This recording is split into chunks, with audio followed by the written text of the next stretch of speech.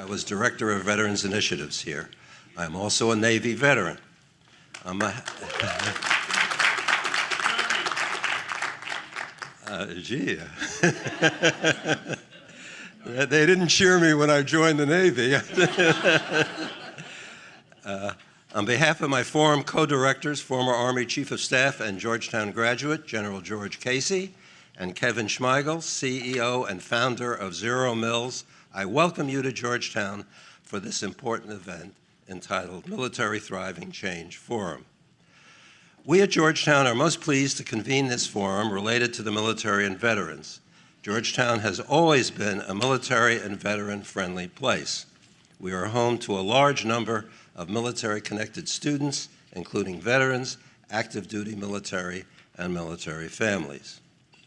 And we have many distinguished individuals here at this forum from the private and nonprofit sectors, government, veterans organizations, and academia. Now, could I have the next slide, please? Now, this event is part of a series of events at Georgetown or on Zoom since during the pandemic, starting with a Veterans Creed, which I'll get to in a moment, and then two high-level workshops. First one in 2021, Supporting Veterans After 50 Years of the All-Volunteer Force and 20 Years of War, Ideas Moving Forward. The participants were former VA secretaries, congressmen, high-level VA officials, heads of veteran service organizations, and so forth.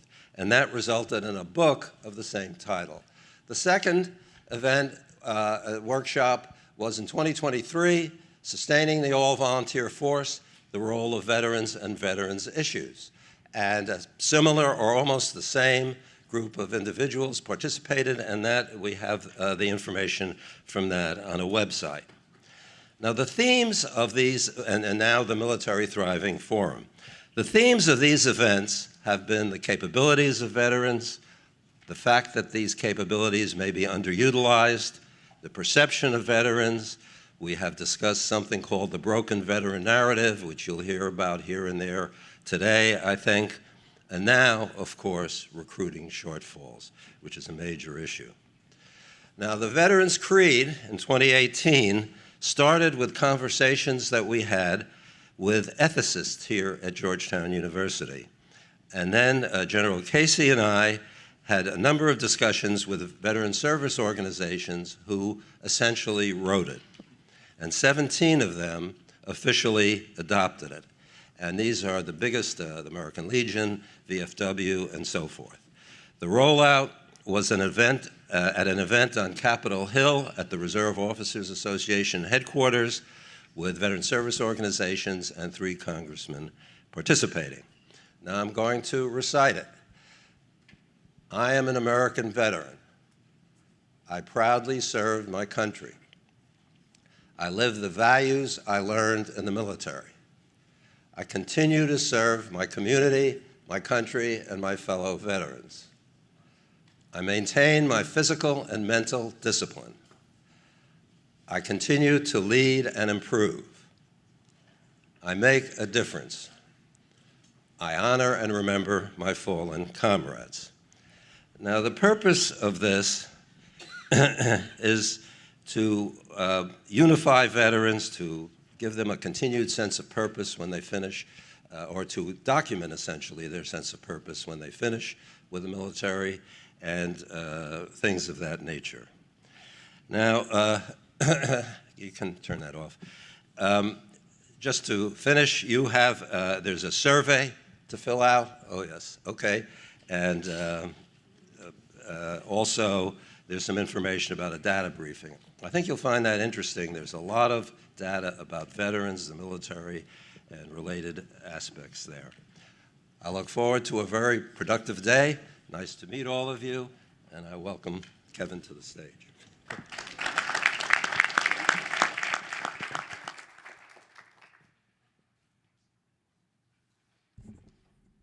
Hi, everyone. I want to start by thanking Georgetown for hosting this Change Forum. I think it comes at a really important time. This actually, if I look back to May of 2023, we brought 15 companies, many of whom are represented here today, to OSD P&R. And Sean Skelly was with us last night to talk about it and perfectly framed what we're about to do here today.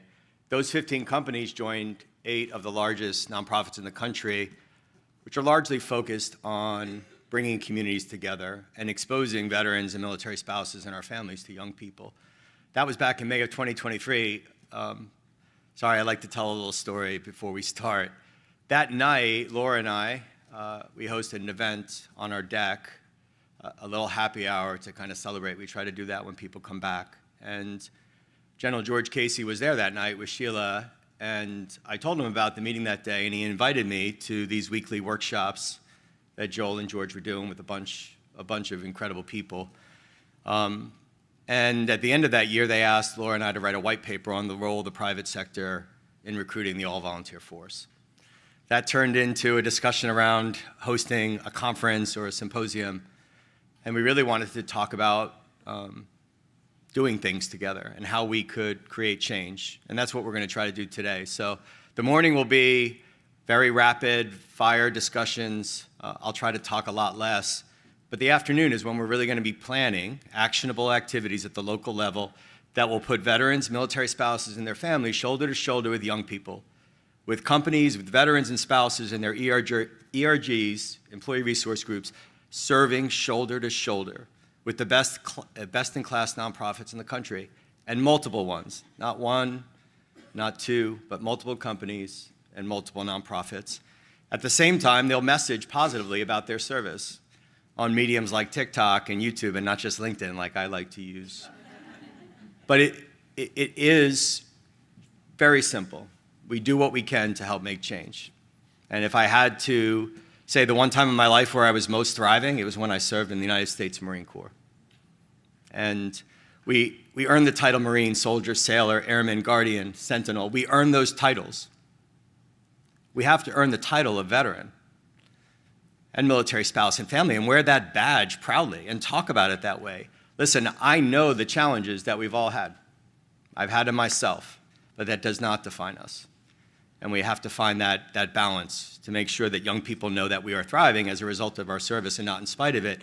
And the Veterans Creed is just a different way of saying military thriving. You all have your own way. You have to express it and say it. So when Joel was recognizing some of the leaders in the room, and we have many of them, I was thinking about every single person in here, and I want to thank everyone for coming. I said this last night at the reception. You're all here for a reason. You're all here for a reason, and you show up for our community, and that's what this is really about. So we have a packed schedule for the next 4 hours. You'll notice there aren't breaks. Just take breaks if you need them. You can go out the doors behind you and to the right, and you'll find the ladies' room and the men's room. So if you need to desperately talk to someone that you haven't seen in a long time, trust me, I was guilty of that at all the conferences that you all held to. So I want to introduce our first speaker, a military spouse and military kid herself. Tanya Sanders is the head of Wells Fargo Auto. Tanya's opening remarks are a perfect complement to a theme that Sean Skelly spoke about last night, and that Ash Vazirani has spoken about countless times, that service is in fact a family business. It is a theme that we will go back to and consider again and again during this forum. It's important that we don't say veterans and military spouses and military families. I remember being in crowded rooms 3, 4, 5 years ago, even all the way back to Hiring Our Heroes and when I served, and everyone used to say, we recruit the individual, we retain the family. That isn't true. That just isn't true. And we need to talk about that. And it's true in corporate America, it's true in hospitals, it's true in universities. We recruit the family, we retain the family. And we want to make sure that the military spouse and military family voice is heard loud and clear today as we're considering what we're going to do at the local level, because we have to recruit our own sons and daughters if we served in the military to maintain the readiness of our military. Strengthening the force behind the force is something that is part of Wells Fargo's DNA as the bank of doing. And for Tanya, who knows firsthand the importance of military families to our nation's defense and how success stories can inspire future generations of the all-volunteer force. It is no surprise that Wells Fargo not only stepped up as the presenting sponsor of the first National Change Forum of its kind, but they have also committed to actionable community-wide events in 2025 that will help change the narrative and improve propensity to serve among young people. Ladies and gentlemen, please join me in welcoming Tanya Sanders to the stage.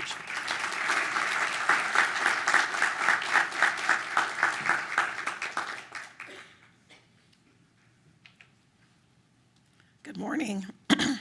Thank you, Dr. Cooper-Smith, and thank you, Kevin, for the warm introduction. And thank you to the teams of Georgetown and Zero Mills for hosting and planning this event. I'm excited to be here with you today because this is a topic that's close to my heart and to my family. And it's also a topic that's very important to Wells Fargo and our country as a whole. So I thought I would share a little bit about my story and why strengthening the force behind the force is important to me. Because service matters. I grew up in a military family. My father served for 23 years, retiring as an Army Master Sergeant, and I understand the sacrifices it requires, as well as the values that experience instills. A career in the Army wasn't his first choice, but I heard him say more than a few times that being drafted into the Army was the best thing that happened to him.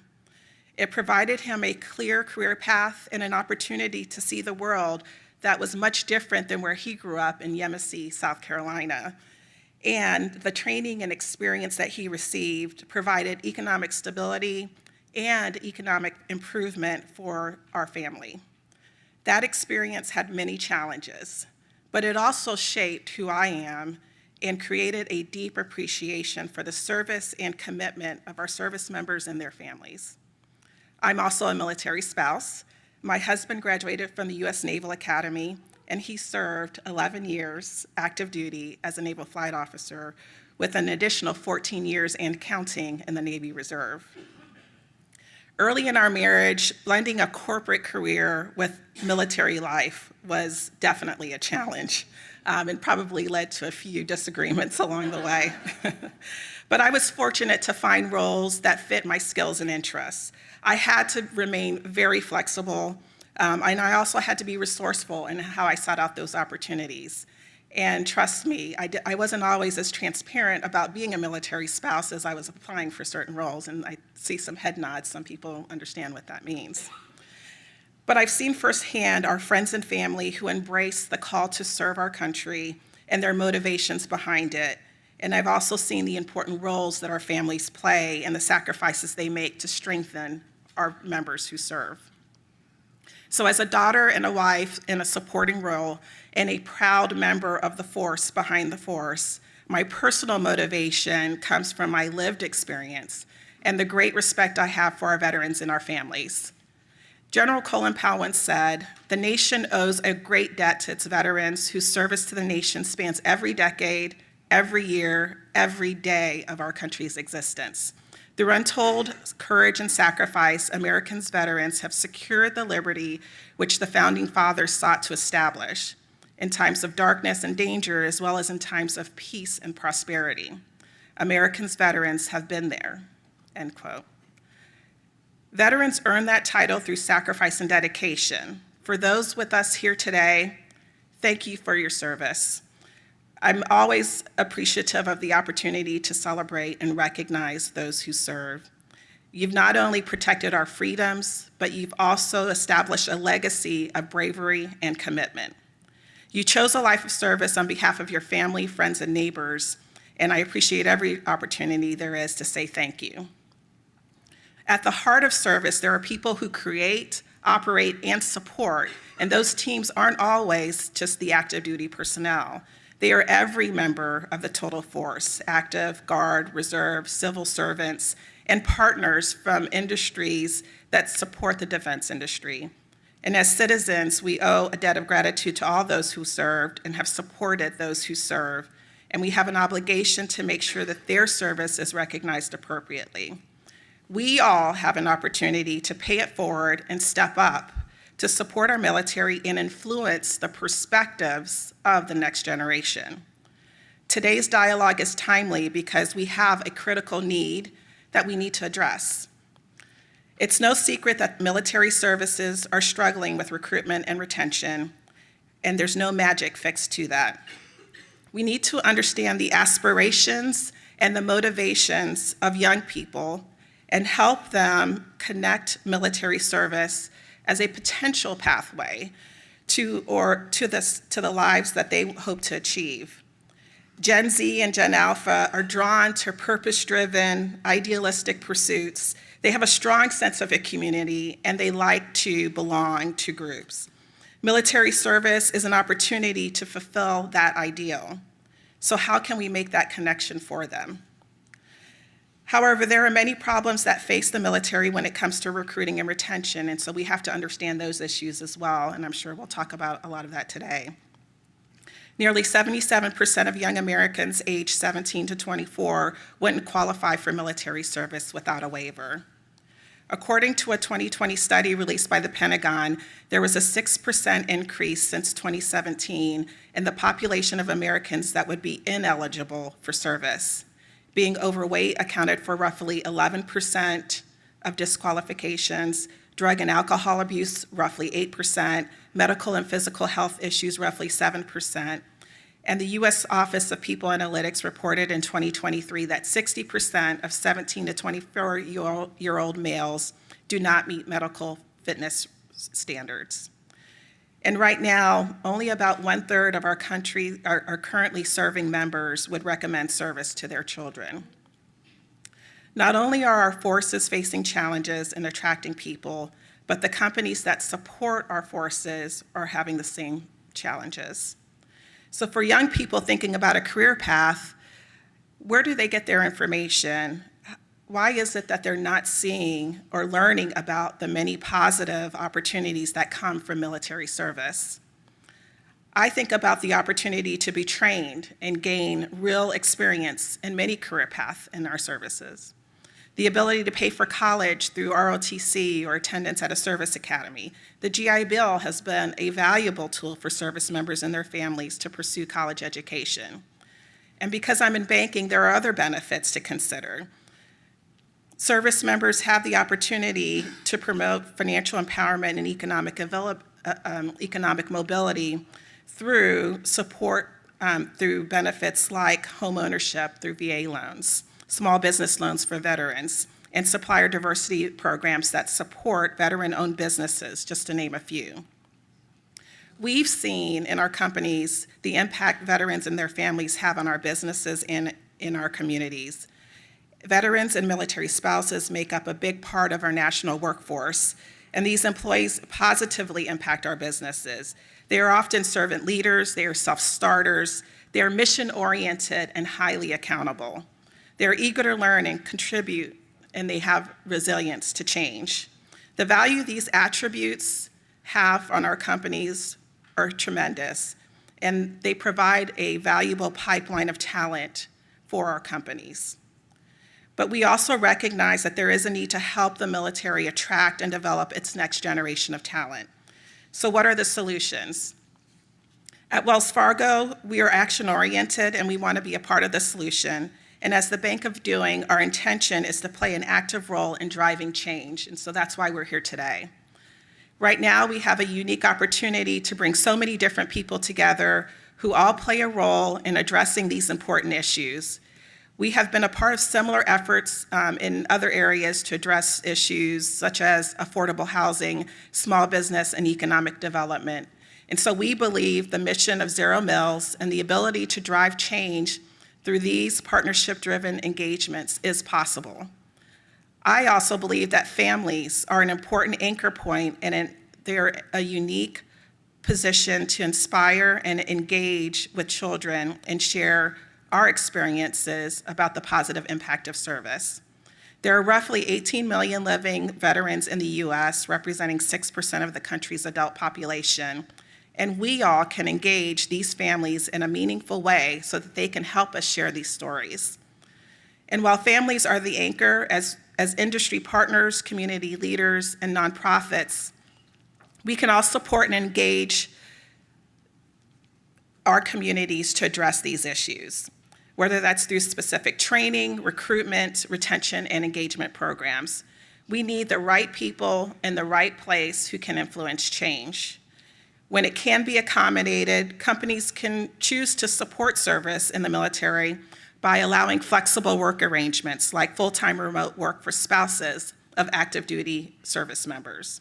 At Wells Fargo, our Military Spouse Homefront Heroes hiring program is designed to attract and directly hire spouses and domestic partners of actively serving military personnel into in-person, hybrid, and remote career opportunities. Our Homefront Heroes new hires attend specialized orientations, and then they also have networking opportunities and get exposure to senior level guest speakers and professional development opportunities before they're onboarded into their new roles in the bank. Companies can also support service in the military by supporting part-time Guard and Reserve status. And as employees, these Guard and Reserve families are more likely to recommend service to their children. Companies can support specific programs to help veterans transition into private industry and build a career path by connecting them with mentors who can support their transition.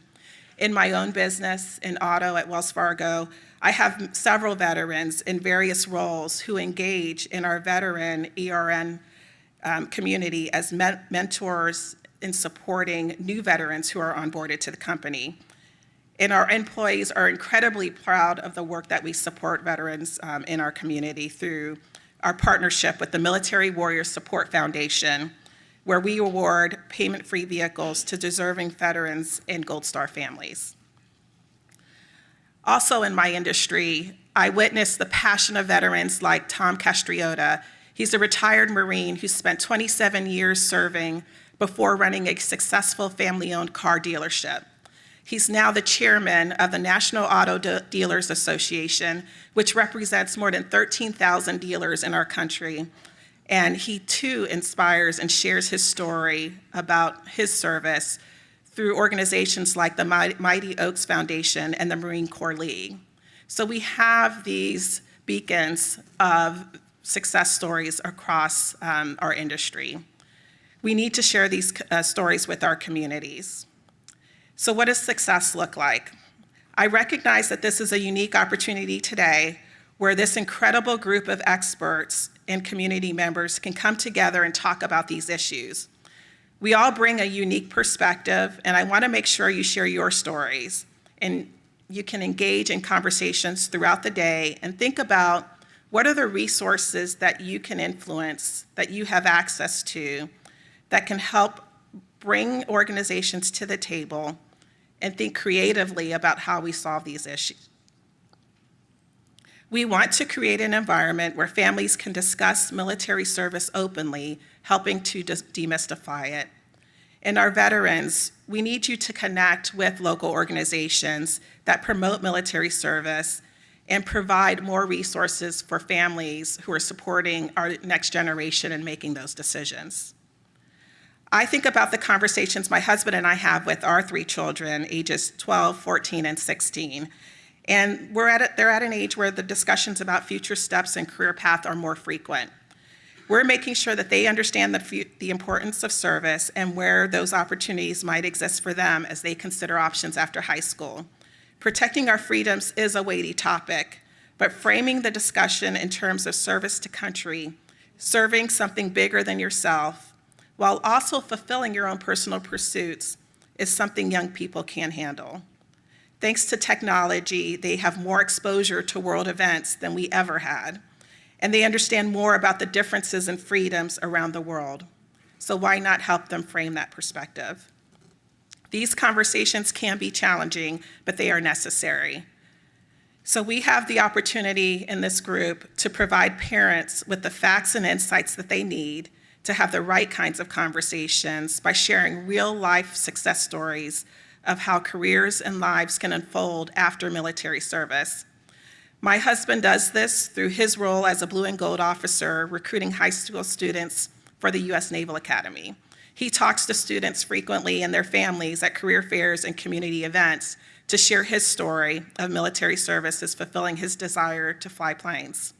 And he reinforces that he's been able to complete an undergraduate degree and 2 master's degrees through his time in the Navy. And those are things that resonate with young people. For my children, they can't get away from my own stories of how military life shaped me and created superpowers, as I call them, that I take into the workforce every day. Servant leader, adaptable to change, resilient in the face of uncertainty, and an unrelenting focus on the mission. Trust me, there isn't any job that you can give me that I'm not convinced I can get done. So being an inclusive leader and valuing diverse perspectives is often reflected in my own performance reviews and feedback.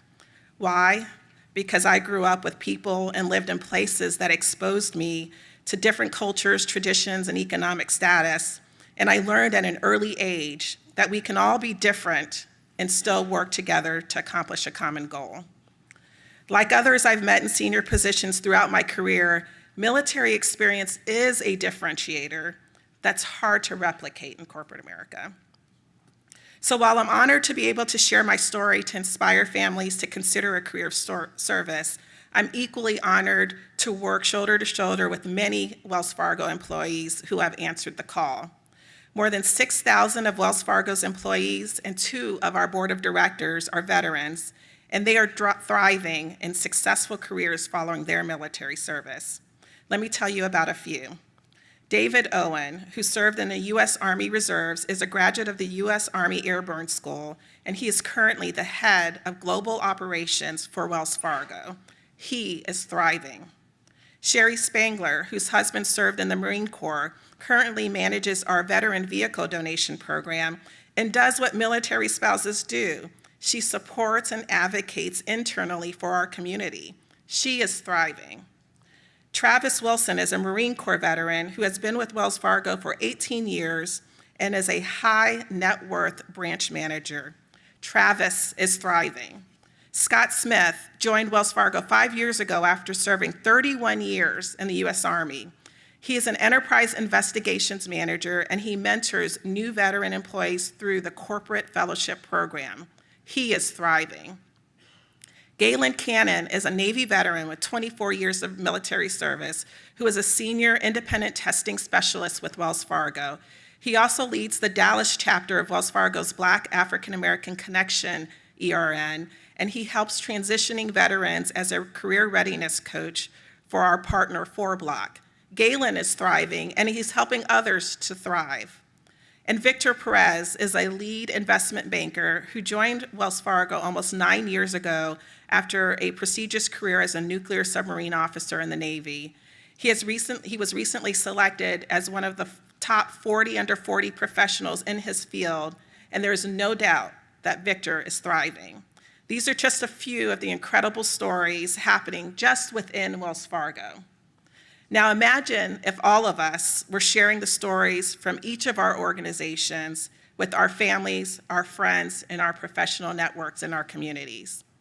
As I reflect on what we have to accomplish here today, this is an if not me, then who moment. We must change the narrative and work with young people to help them understand the positive impacts of military service. Working together, each of us here today as individuals, representing companies or organizations, we have a role to play in strengthening the force behind our force. Thank you all so much for having me here today. I'm really appreciative of the time that you're taking to help us problem solve on these issues. And a special thank you to my Wells Fargo colleagues who are also here today, who are here in service to the mission.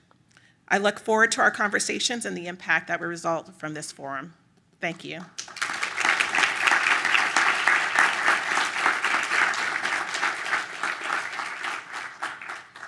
Okay, we're going to call our first discussion group to the stage. I love that word, superpower. Another way to say thriving. Thank you so much, Tanya. It was a great way to start off the event. The folks that are coming on the stage, which Laura will introduce, have superpowers of their own. And the first topic is really going to be to talk about how the public, private, nonprofit sectors came together to solve a crisis that existed back in 2011. Hey, you made it. I'm wondering where you are. Okay. Oh, yeah. We want everyone to see your pretty faces. Welcome, everybody. I am Laura Schmiegel. I'm the Senior Vice President of Strategic Partnerships at Orion Talent, and this is our very first panel, Echoes of Honor. And the intent of this panel is to sort of set the scene for how something like this can be solved. It's a big problem. We need more people to join the service. We need more people to join industries that support the service. Feels like a big, hairy deal, and it is.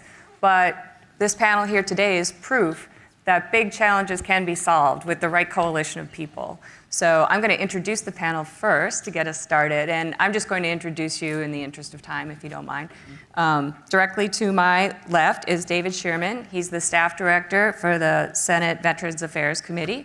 We have Mike Haney, who is the vice chancellor at Syracuse University, and more important to our discussion, the founder and executive director of the Institution for Veterans and Military Families at Syracuse.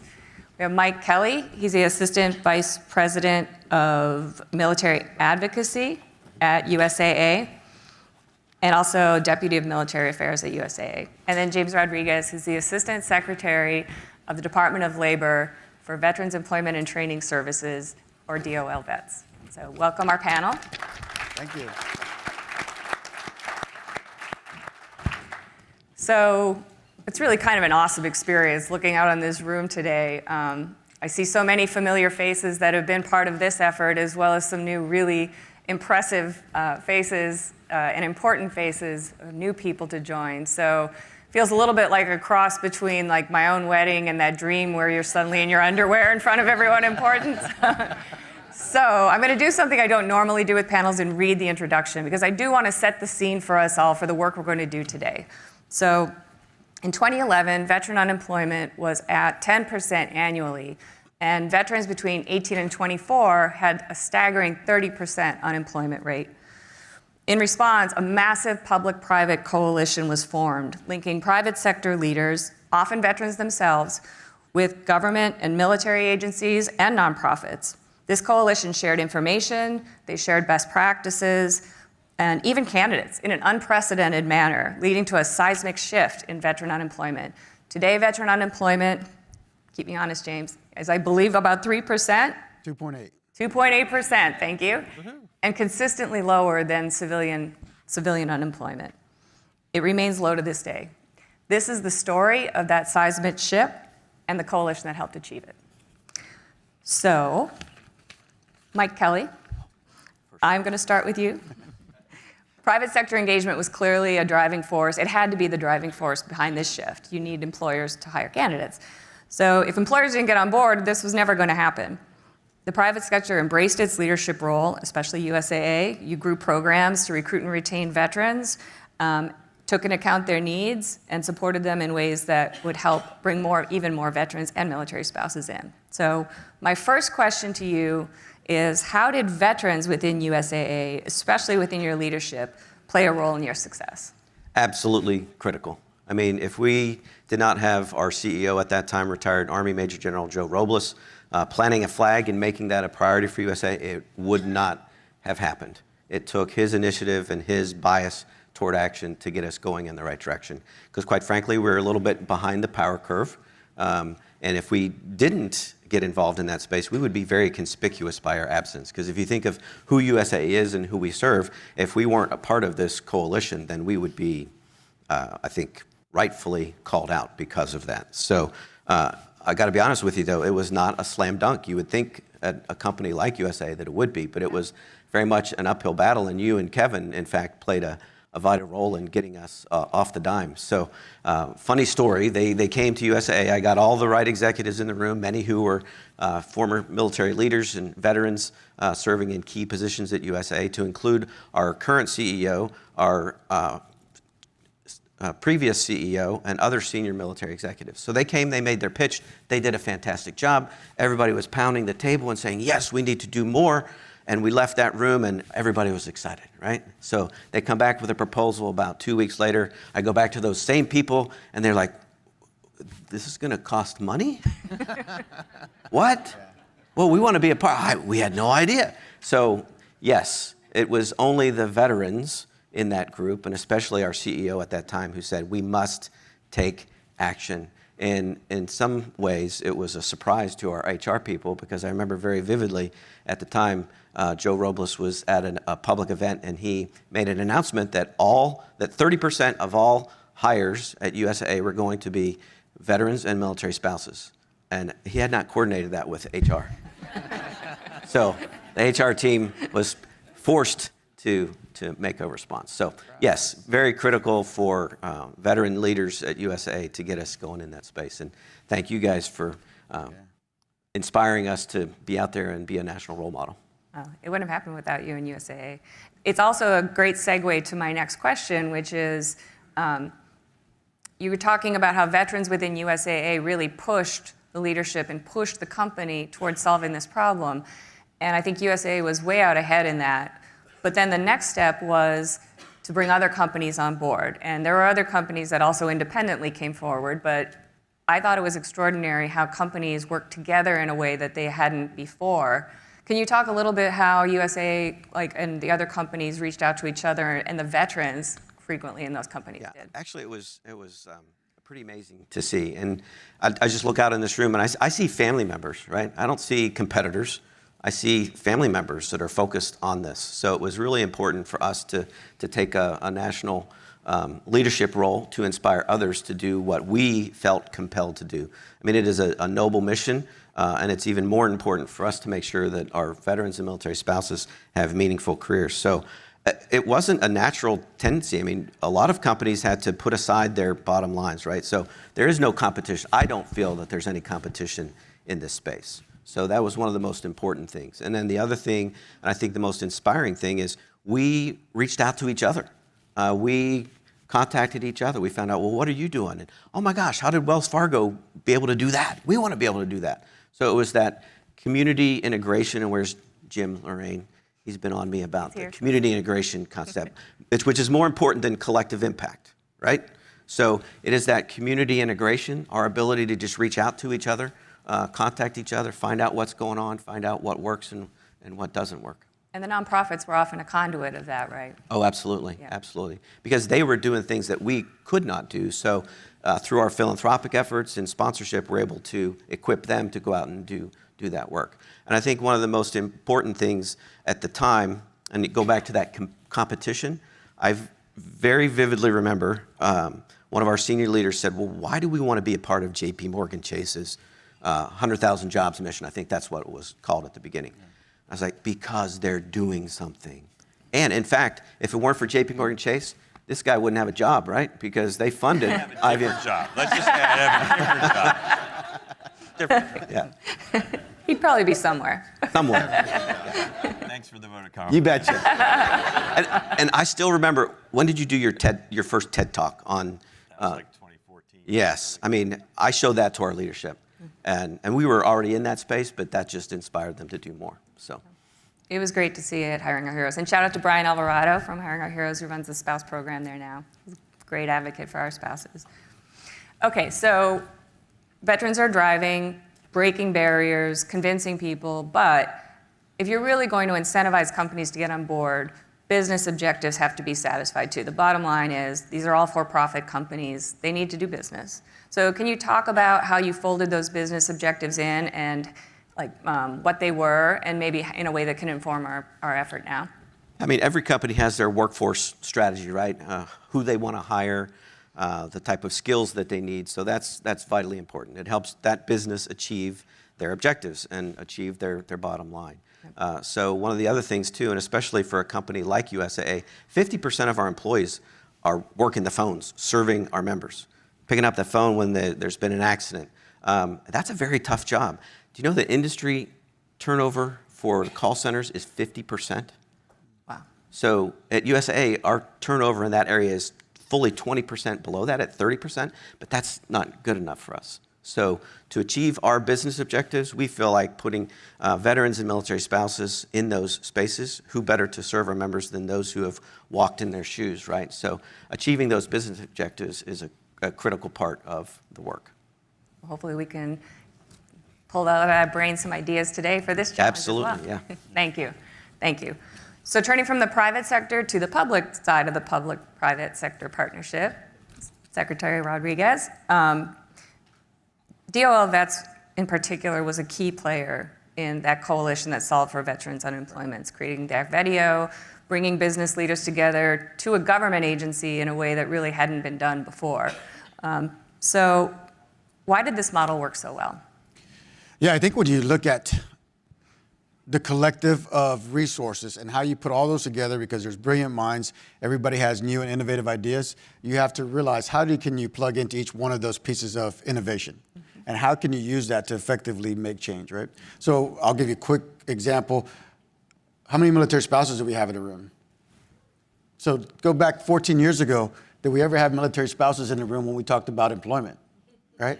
And so look how we've come for a long way from 14 years, right? We have the chairman's wife who's also here, right? And so Chairman Brown's wife is also here. And so that never happened 14 years ago. And when you look at joining forces, who was here part of joining forces? I guess we're dating ourselves. Yeah.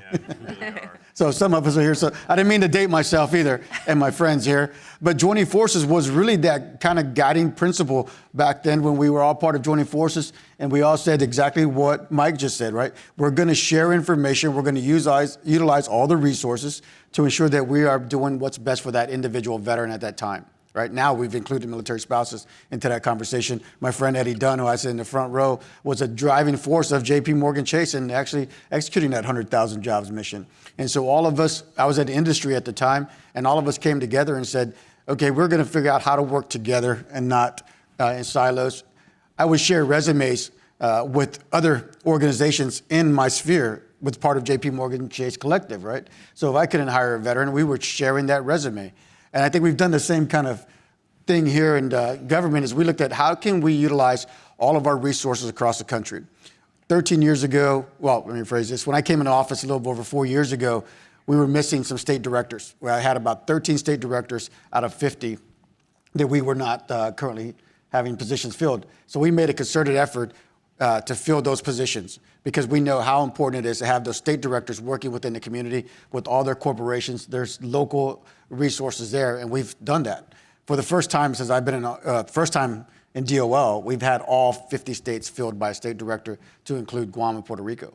And so that is important, because they are the ones who create that local partnership at the state level, and then we as federal partners come in and can help plus that up with regards to resources that they need and the type of partnerships that they need to expand that growth. So it's inherently important to have all the resources at the local levels, because that's where the community is at, right?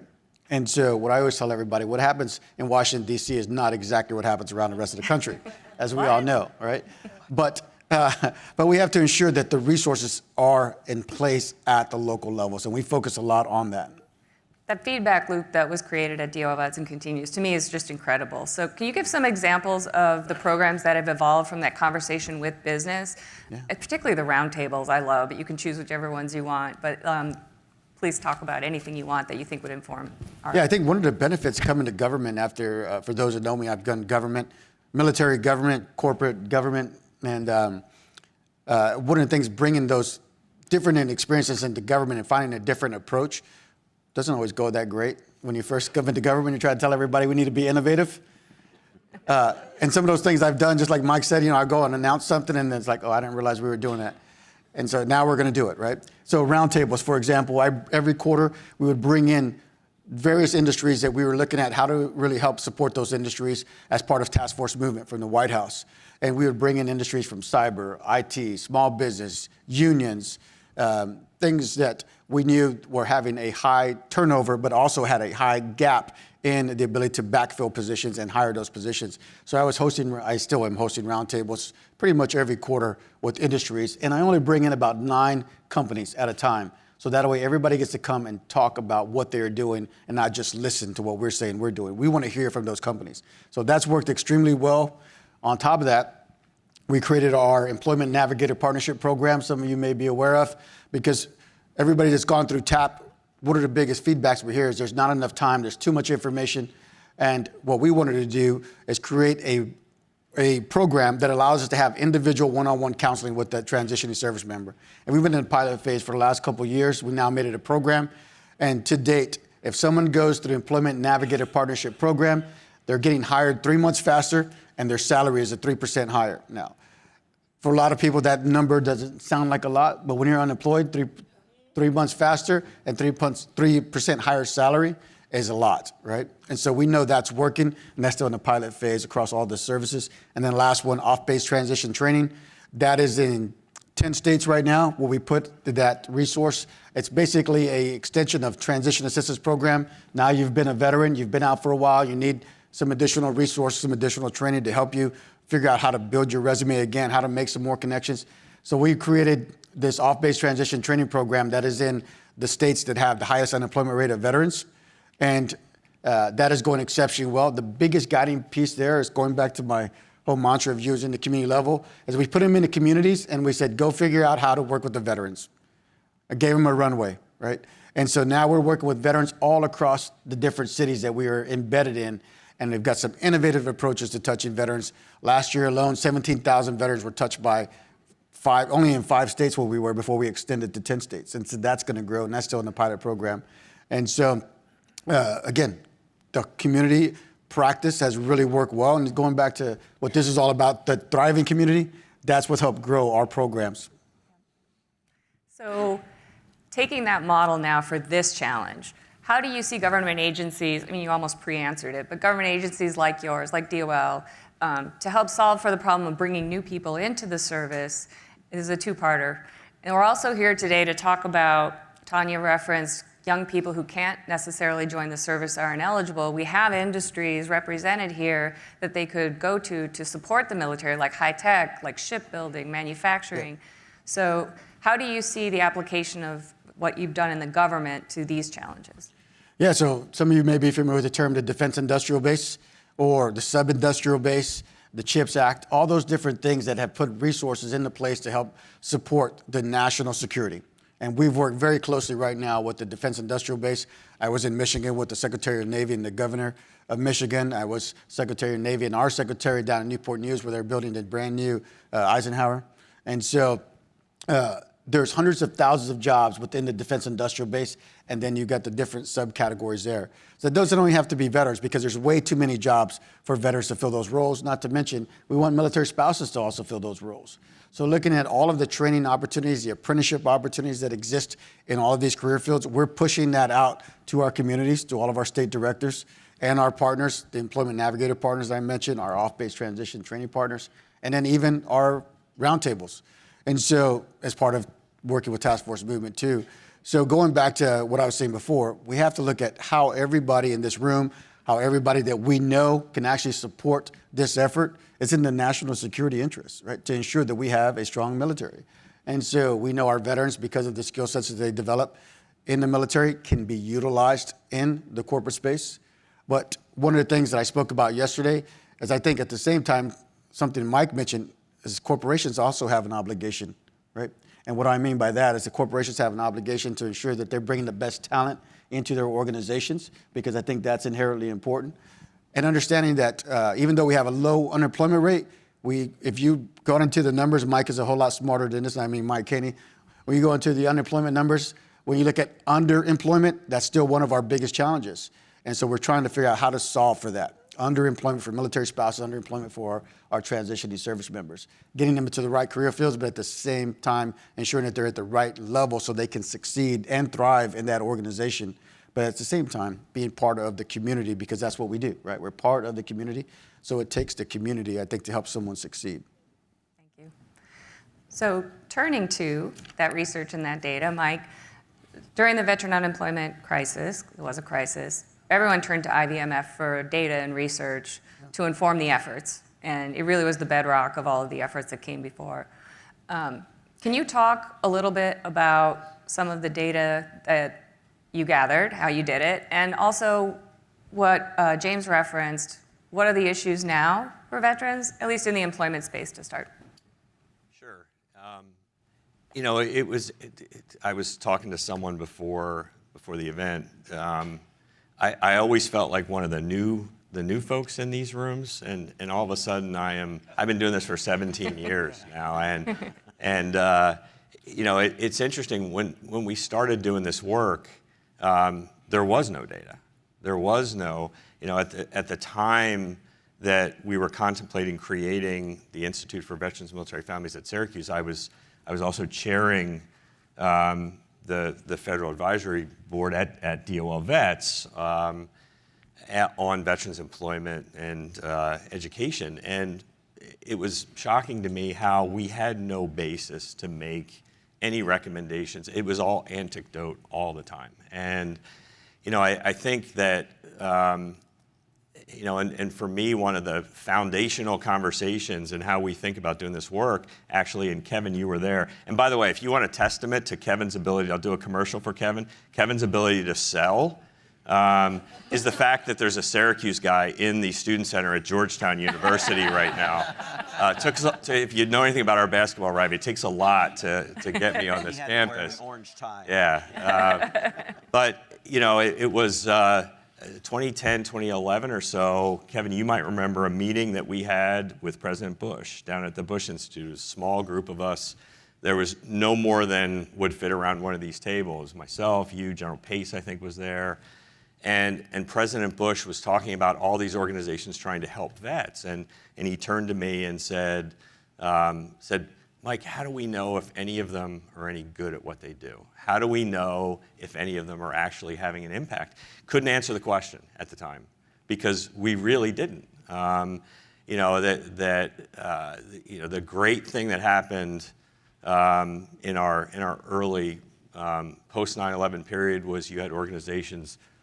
You know, we went from a few thousand veteran serving organizations to 50,000 veteran serving organizations overnight, but there was really no sense of what, one, they needed to do, two, if all of this money pouring into this community, you know, in terms of philanthropy, you know, focus from government, was actually having an effect.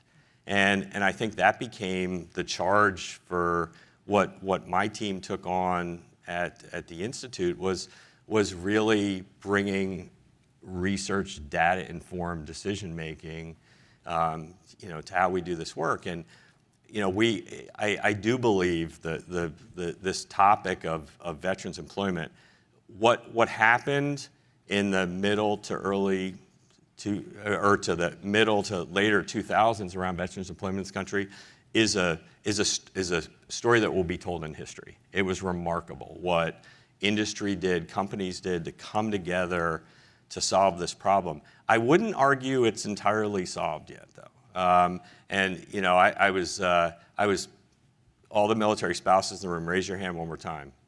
Yeah, we haven't solved the problem for you, and the data says so. Military spouse unemployment is still too high. Military spouse underemployment is remarkably high, and we're not there yet.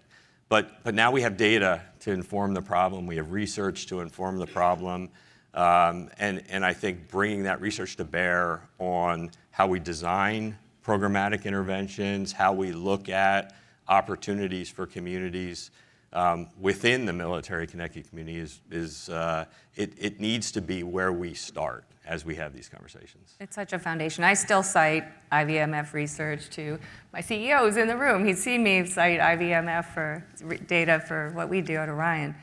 But that's actually another great segue into informing the programs. So one of the programs that came out of your research and data at Syracuse was for entrepreneurs.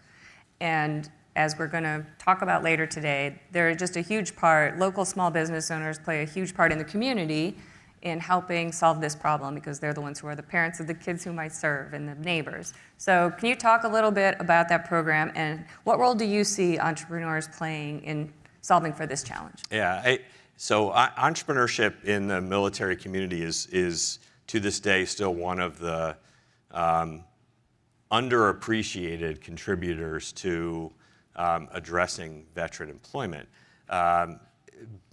Our entrepreneurship work actually started before the Institute. It was I am a professor of entrepreneurship innovation who got out of the Air Force and went to a civilian university looking for a way to stay connected to this community. And back to research. Folks who served in the military are almost 7 times more likely to start a business in this country than those who did not. Veterans, all the way from World War II to today, military veterans are over-indexed to entrepreneurship relative to the civilian population. And on top of that, veterans with disabilities, it's close to 20% more likely to start a small business. And that's how we got started doing this work. Based on that research, we said, okay, there's something we can do here. Why don't we create a program to bring post 9/11 veterans, service-connected disabilities to the university over the summer and put them through a boot camp, essentially a 10-day immersion experience, helping them launch and grow a small business. That was the small idea that actually became, years later, the Institute. But if you look at, depending on how you count, veterans represent 4 or 5% of the U.S. population. They represent 14-15% of all small business owners in this country. Wow. And who do you think veteran small business owners hire as employees? They hire other veterans. They hire military spouses. But again, here, deficit in research and data, and there's not a lot of good data that is accessible out of the federal government. So, several years ago, we launched at the Institute what we call our annual survey of veteran entrepreneurship, a very, very large national data collection of veteran small business owners, where we look at issues, barriers, challenges, and we're able to leverage that research not only to inform now what was now a whole portfolio of programs that we run around business ownership, but also inform policy. Feed that back to committees in Congress and the SBA and DOL and others. And I think it's a community that really deserves a spotlight but they've sort of lived in the employment conversation sort of beneath the traditional 9-to-5 kind of employment that we talk about a lot. Well, they can certainly play a huge part in solving for this challenge. Thank you. Lastly, I do want to touch on the other industries we're going to talk about later today, which are high tech and manufacturing.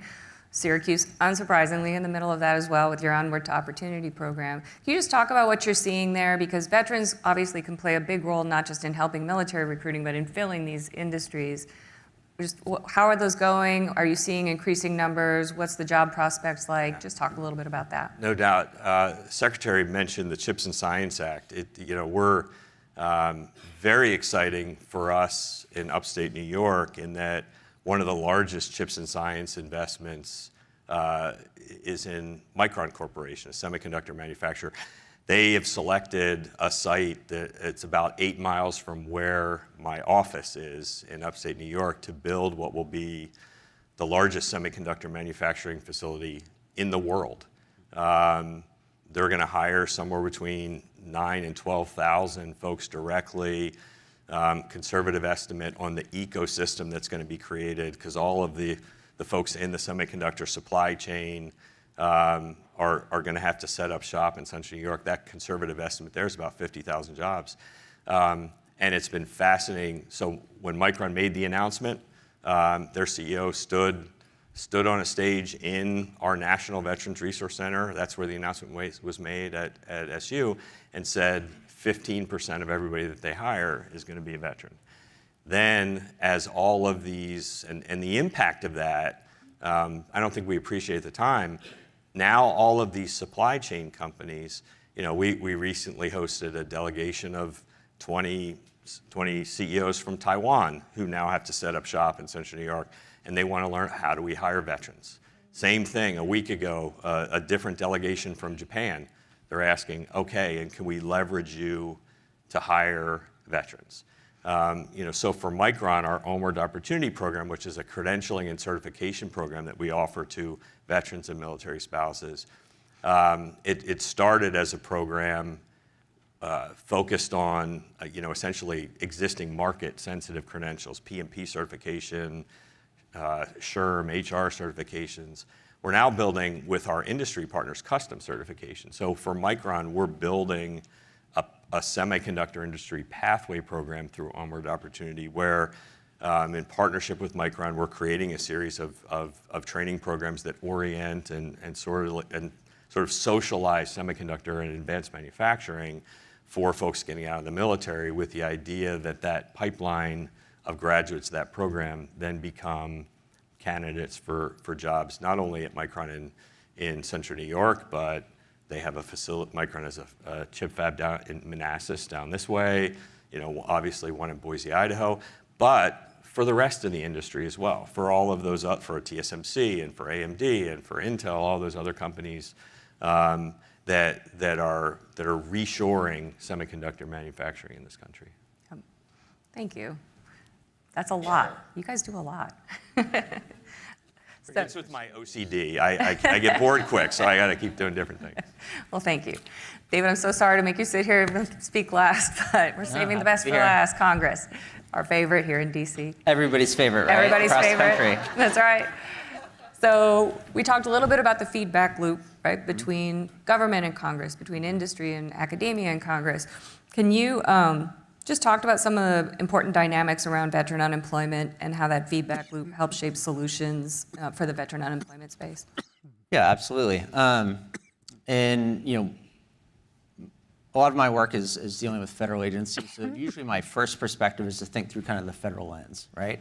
And that's not to discount the role of private industry, which especially 2010, 2011 was huge. I think the Vow to Hire Heroes Act,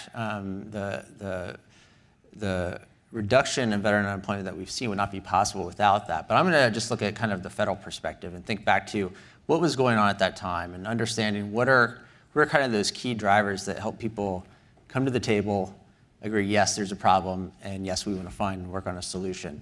From congressional perspective, but also from the federal agency perspective. And so thinking back at the time, and this goes back to Mike Kelly was talking a little bit about USAA, they have a bottom line, right? It has to make sense. Think about what's the bottom line for the federal government. And at the time, many of you know, DOD was looking at this number that every year kept getting bigger and bigger and bigger and bigger, and that was unemployment compensation for ex-service members, right? And I think the number is from 2002 to 2012, it went from about $230 million a year to nearly $1 billion a year. In the grand scheme of things, everybody knows the DOD budget's really big. That's a fraction of a percentage point. But at the time, we were also under sequestration. There were budget caps deals going on. This was in the wake of the Great Recession and that financial crisis. So I think what worked well in getting everybody to the solution that we got to in 2011 was having that agency partner that had a bottom line at stake, right? They were looking at real dollars that they needed for operations in the midst of our longest war, figuring out how do they get more dollars in operations and personnel, and going to them and saying, hey, we can give you $1 billion more a year that you can put towards that if you make some changes around transition assistance program and help us on these other things. So I think as we're convening today and talking about what's kind of the next step for inspiring that next generation, to the extent that there's a role for legislation and a role for federal agencies to kind of step in and help us move those levers, remembering that DOD, VA, DOL, all the other federal agencies that have a seat at this table, we need to be thinking about what is their interest and can we align their interests with the interest of serving veterans and ultimately inspiring the next generation of young Americans to serve. And I think the argument for that is pretty straightforward and pretty easy to make for DOD, but we have to remember to actually make it. And we have to actually remember to invite them to the table and be part of that conversation. Do you have any inside information on what the conversations are like these days? Inside information, no, I think it's all pretty public. So yeah. I think everybody can kind of see where the conversations are going. Have they been an active partner with you in efforts?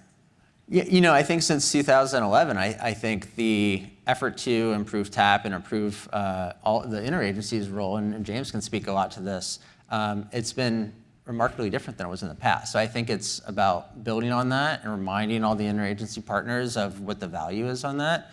Yeah. There have been some challenges with the pandemic. We enacted some changes through the National Defense Authorization Act. I want to say it was in 2019.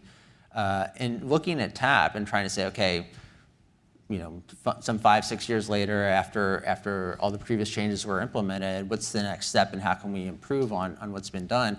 I think there was a lot of good effort that went into legislating that. With the pandemic, I think the services have had a lot of challenges actually seeing that enacted the way it was intended. So it's an ongoing project. It's not finished yet by any means. So beyond legislative action, what other role can Congress play in helping shape the public's perception and young people's perceptions about the impact of service? Yeah, I mean, I think one of the big challenges, and others have spoken a lot better about this than I can, is thinking about how do Congress, how do members of Congress, how do senators, representatives, committees, their staff, the advocates that come and talk to us, right? How do we make the distinction between a veteran or a subset of the veterans population or military spouses or family members or survivors, right, who may need or benefit from a change in policy, a change in law, some additional benefit or a tweak here and there.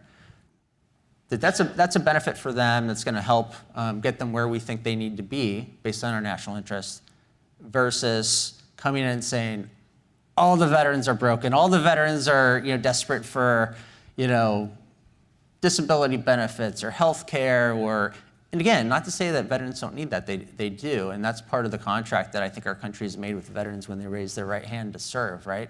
And I like to think of that as the government being an employer for service members. These are the employment benefits that you get, right? And there's a long tail on that, but that's in our interest. So, but I think there's that challenge, and I don't think that either Congress or the advocates that come and talk to us have really found a good way of having that conversation without either being, and it kind of gets back to like the hero-victim dynamic, right?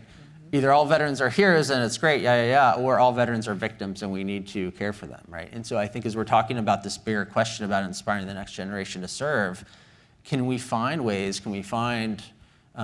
words or the vocabulary to talk about those disparate aspects of the veteran identity and the larger veteran population so that maybe it's not, all veterans are victims and need help, but some veterans through their service are going to get a little bit of help to get back where we all agree is a minimum baseline of success.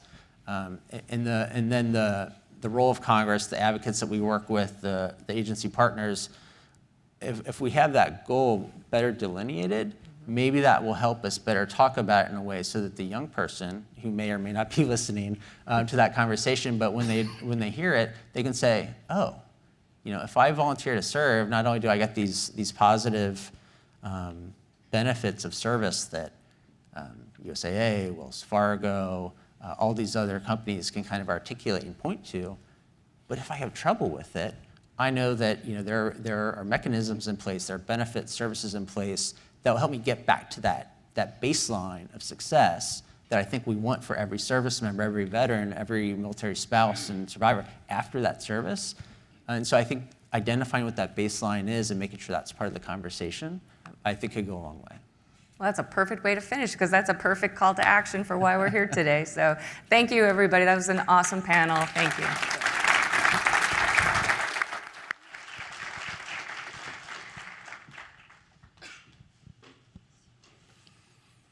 Okay. That was awesome. It was really interesting because I've known Dr. Haney, Mike Kelly, and James Rodriguez since 2011. Actually, Mike Haney and I were the first co-chairs of the DOL Agvedio body, and that started back in 2011. What was really fascinating was David Shearman, who I've never met before, and he was here at Georgetown, so there's a great connection with Georgetown. But what he said at the end was really perfect, and maybe something that we can do with the Senate Veterans Affairs Committee and the House Veterans Affairs Committee to bring some of the voices here today in front of them to talk about this, going from a broken narrative for veterans, military spouses, and their families to what we really are, thriving. And I would say if young people were here today and they saw the strength of this community and the strength of the connection, they would know that there is something there. So we're going to turn it over to, we're getting mic'd up. We're going to turn the next discussion over to General Casey, and he's going to talk with the chairman and CEO of Leonardo DRS, Bill Lynn. General Casey has been so, again, kind with his time and really helping plan this event with Dr. Coopersmith. The one thing that I wanted to bring to light was right before we were doing the press release to say we were going to be here with Wells Fargo and the companies, General Casey came up with like the perfect mission statement. So we're going to talk a little bit about that later when I'm on stage. So General Casey, please join us.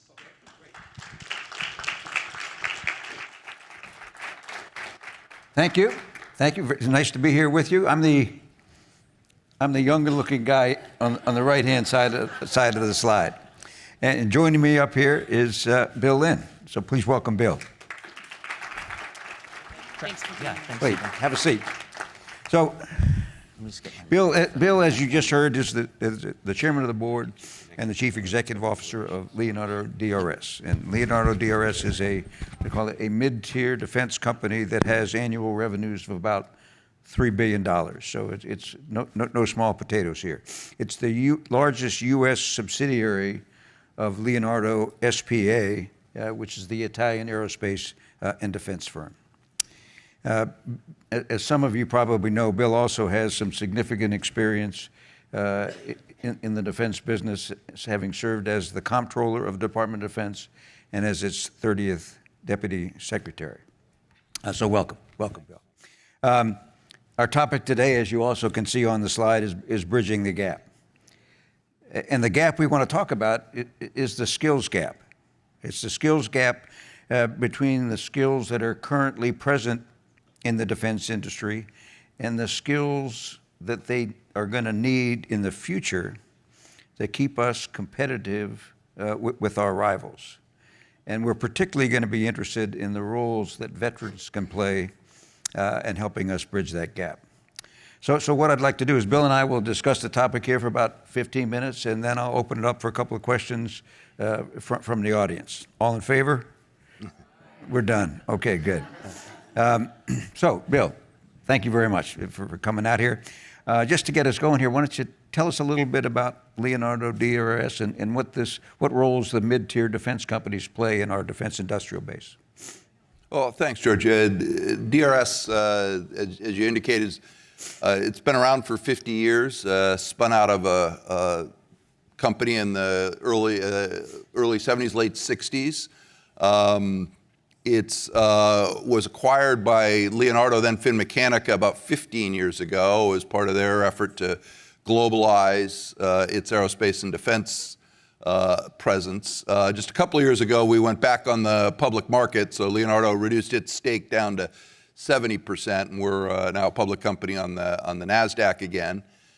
We, as you said, are a mid-tier, which is an increasingly scarce breed as we've consolidated. But as we've consolidated, I think we've become even more important. To maintain competition in the defense industry, you need mid-tier companies. You can't just do it with a few larger companies. We're not a platform company. We don't build planes, tanks, ships. We build what goes in them. We're like the old Intel Inside. We do the electronics, we do the sensors, we do communications, processing, and as a mid-sized company, we find we're more agile. We're less layered. We're able to invest more quickly, respond more quickly to our customers. Just last week at AUSA, if you ever want to feel what it's like to be with Taylor Swift, walk around AUSA with General Casey here. But we had a counter UAS with the first one with a directed energy program. We were able to put that from a PowerPoint program last April to a first prototype that was at USA in 6 months. And that's light speed in DoD terms. So I think it's an important role for defense companies to have every tier filled. You have to have the smaller companies, the supplier base, middle ground there, and then the larger companies play a critical role. But you have to have each part of the ecosphere to have a healthy defense industry. Great. Thank you. I'm going to ask you to put your deputy secretary hat on here for a second. And one of our objectives here with this forum is to encourage a private sector-led effort that will increase the propensity to serve among our young people. So let me just ask you to, as I said, with your deputy hat on, what's your perception of the recruiting challenges that the services are going through right now? And do you think it's something they can handle, or is it a long-term national problem that we need a lot of help with? I mean, clearly they need a lot of help, and it goes up and down. The economy is relatively strong. In particular, unemployment's very low, and that's always a difficult recruiting. The competition for talent, which is where the military is going, so they want to compete for talent, is more difficult. But on top of that, you have the physical challenges in that 25% of youth now really would qualify for military service, so it's a even smaller cohort in a difficult economy. And then I think the third challenge maybe what this conference is about is cultural, how do we get the youth exposed to the military service, committed to helping the country through the military or otherwise, and how do we move that cultural dynamic, and that I think would increase the willingness to serve. Yeah, no, great. Do you think there's a role for the defense industry in helping this propensity to serve?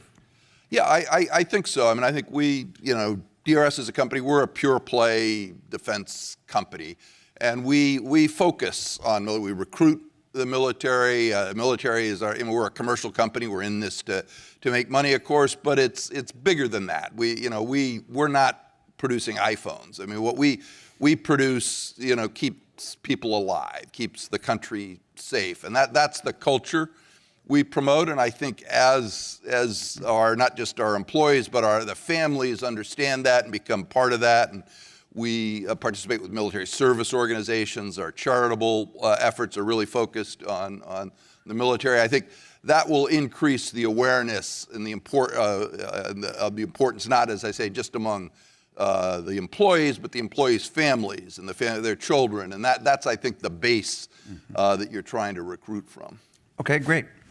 Let's go to the skills gap here. So, picture this. It's a beautiful July evening. I'm in Fenway Park. I'm getting ready to watch the Red Sox and the Yankees. And it actually turned out to be an unbelievable game. 26 hits on both sides. One of the hits was a 407-foot home run by Aaron Judge. And anyway, I know Bill's a Yankee fan, so I have to tell this story. But as I'm standing there, how did it come out? Yeah, they won. But the Yankees won. No, the Red Sox won. Oh. And the downside was it was the only game that series that they won. So whatever. Anyway, so I'm standing there with my son, and we're looking down at the field. And my son says, "What's that?" And I look where he's pointing, and etched into the grass right along the third baseline is about 20 feet from home plate. It says buildsubmarines.com. And I said, "I don't know what that is." And so we immediately Googled it. And it turned out to be part of a United States Navy shipbuilding industry effort to hire a tech-savvy workforce to help us build one of the most important components of our national security, nuclear submarines. And they just didn't have enough qualified workers to build the submarines that would keep us competitive against our rivals. And together they were looking to hire 14,000 workers a year for a decade. That's a lot. And to me, that's a pretty significant skills gap. So I guess, Bill, I would ask you is, are you seeing something similar in DRS? And then if you are there specific areas that you're seeing the shortages in? Yeah, we are, but it's a little bit different than that submarine industrial base focus for Newport News and Electric Boat. They're looking for manufacturing workers. They're looking for welders. The challenge that they have is the pay as minimum wage rises, the economy gets stronger. The pay of things like McDonald's is becoming competitive with the pay that they have for shipyard workers, and it's a lot easier to work at McDonald's. And so ultimately they're going to have to increase their pay and separate that gap more. We're going to have to, frankly, pay more for submarines, which is what we probably should do. We have to pay a fair wage. But that's the challenge they're facing. Our challenge at DRS, we're more technology heavy, and we're more recruiting engineers. And right now, I would say the national unemployment rate for engineers is negative. There's more jobs than there are qualified engineers. So we're recruiting, against, all of the high-tech companies, and that's the challenge we have, is how do we offer something that, you don't want to go to Silicon Valley or whatever. And I think that sense of national service is an important element of what we offer, which you don't get in, just a pure commercial company. But it's that competition for engineering talent that I think, and I think, kind of crossing over to kind of the theme of the conference, I wonder if there's some combination of the GI Bill education benefits that retiring or exiting military members can tap into, and connecting that to jobs in the defense industry. We, for one, would certainly be interested in helping people with internships as they went through their education, with the hope that they would then come to us at the end of that educational road after they'd served. I don't know whether there's some combination of defense industry and GI Bill pulling veterans into the industry. Yeah. Let's keep pulling on that military thread there. A lot of people look at our high-tech military and they say, well, there's the answer to our problem. And obviously it's not entirely the case, but I would think that leveraging the expertise, as you're suggesting, coming out of the military is something that could help us bridge this skill gap. I saw recently that at DRS, 14%, almost 14% of your workforce are veterans. Can I just ask you to give your impression of whether or not the veterans really do bring those technical skills with them into the workforce, and what kind of things you do to recruit and retain that workforce?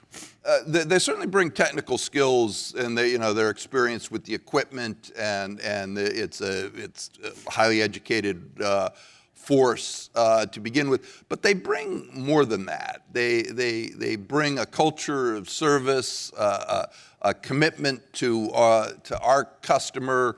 They're really leaders in the community. They not just in terms of the skills they bring, but the attitude they bring, and they really move the company forward. That 14%, I think, really has an outsized influence on how the company behaves. As I said, the whole culture of the company is that commitment to our ultimate customer, and they really embody that. So that's even maybe more critical than the actual skills. Yeah, terrific.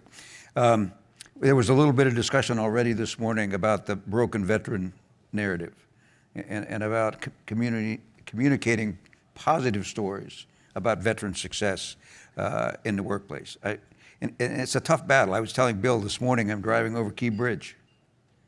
And right as I get on Key Bridge, there's a guy in a wool hat, overcoat, sitting in a chair, smoking a cigarette with a cardboard sign, and you know what's on the sign.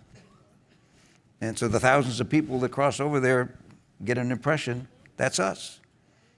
And it's not us. Can you talk about a couple of stories you might have from veterans at DRS that have excelled?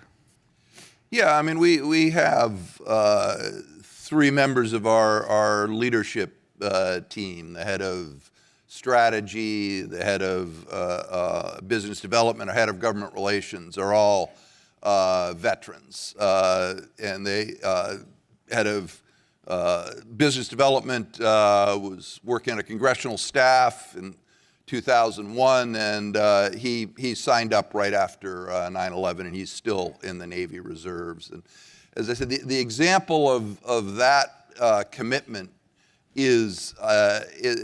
embodies what our company wants to be, and they're able to bring that culture. They're also they know the customer just intimately, so they're able to help us work with the customer. I talked about that counter UAS program. I mean, that meeting the Army needs, but you need to understand what the Army wants, and you need to be able to communicate what we can do and how quickly we can do it. And it's that intimacy with the customer, that understanding of the customer, that we've really been successful with our military members, our retirees, our reservists who serve in the company.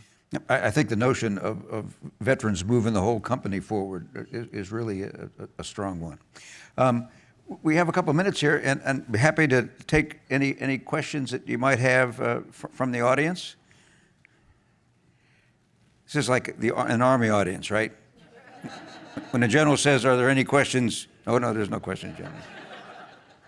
Go ahead. I'll be brave enough to do that. Why don't you identify yourself, if you would? And Good morning, gentlemen. Thank you for taking the time to be able to share your knowledge with all of us. I'm going to open up I'll be risky. My son is 20, and that has in that process of what is the process that he's looking for education long term. As somebody that has a military child, he actually came to me, his dad, I don't see the importance of going to college. And that's an interesting phrase that I'd like you all to think about, is that when our 20-year-old children, 18 to 20, are looking at the cost of getting higher education, looking at the downside because they now have all of the resources of how long it takes, as you mentioned, to be competitive in the process of returning that investment to have profit at the end of their world. I bring to the statement of the Department of Education's DoD STEAM, the STEM, excuse me, that's your website. And that's something that has recently been launched, I think is very successful, but I don't see that often in our public education at this point. And so is that something that you feel is that from the private sector, government sector, that would be able to encourage those students that are looking for, how do I find my future and what can I be better at? I'll take a swing at it, and then as I was thinking about this, it gets right back to that buildsubmarines.com. I mean, they're actively out there trying to convince young people that you don't have to go to college necessarily to have a good career with a good quality of life for you and your family, and they're suggesting careers in this industry. The other thing, I think, and Bill mentioned the GI Bill, but there are already possibilities out there through the GI Bill to get trade skill training, and it's an alternative course. I mean, I personally don't believe everybody needs to go to college, and there's lots of other opportunities out there. Bill, anything from the DRS side on that?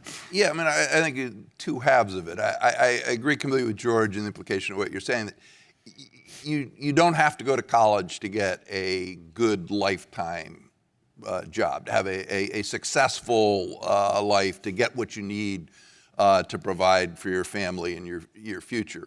On the other hand, I find it a poor situation for our country to be in that people aren't going to go because they can't afford it.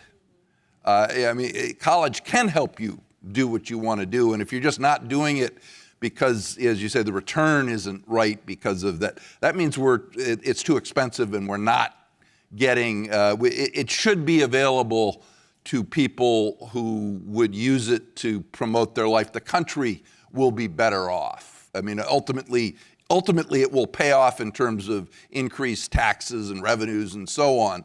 So the idea that there's this huge barrier of $80,000 a year, whatever the kind of the current rate is. I think we do as a country have to work to make it affordable for those who want to go, which I agree is not everyone and shouldn't be everyone, but it should be accessible to those who want it.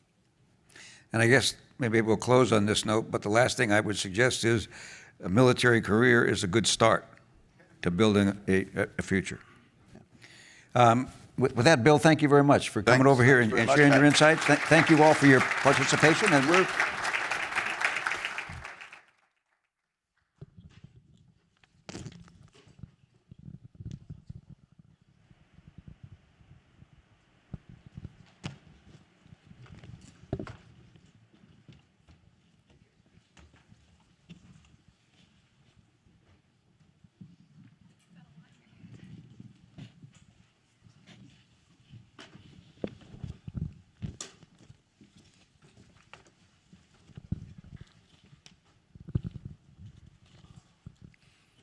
A lot of moving pieces, but we're still on time.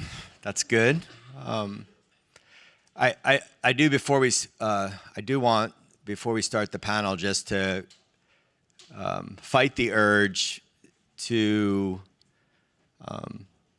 try to reinforce themes that are happening. But what the last two discussions were meant to do was talk about, one, how we solve for a problem, and two, another existing problem that's happening in the private sector right now.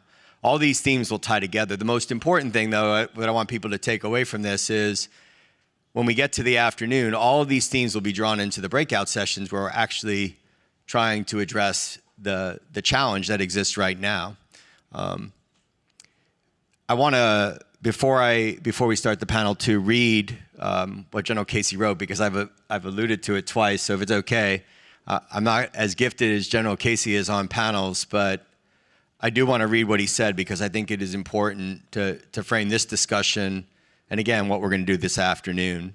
And he did it so well in just a couple sentences because everyone knows that I'll take a couple pages. But our goal is to create a private sector-led movement that increases propensity to serve among our youth by changing the narrative about veterans and their families in the workplace and in society, by projecting positive examples of military service through veteran and military spouse employee engagement with best-in-class nonprofits serving shoulder to shoulder with young people in local communities across the country.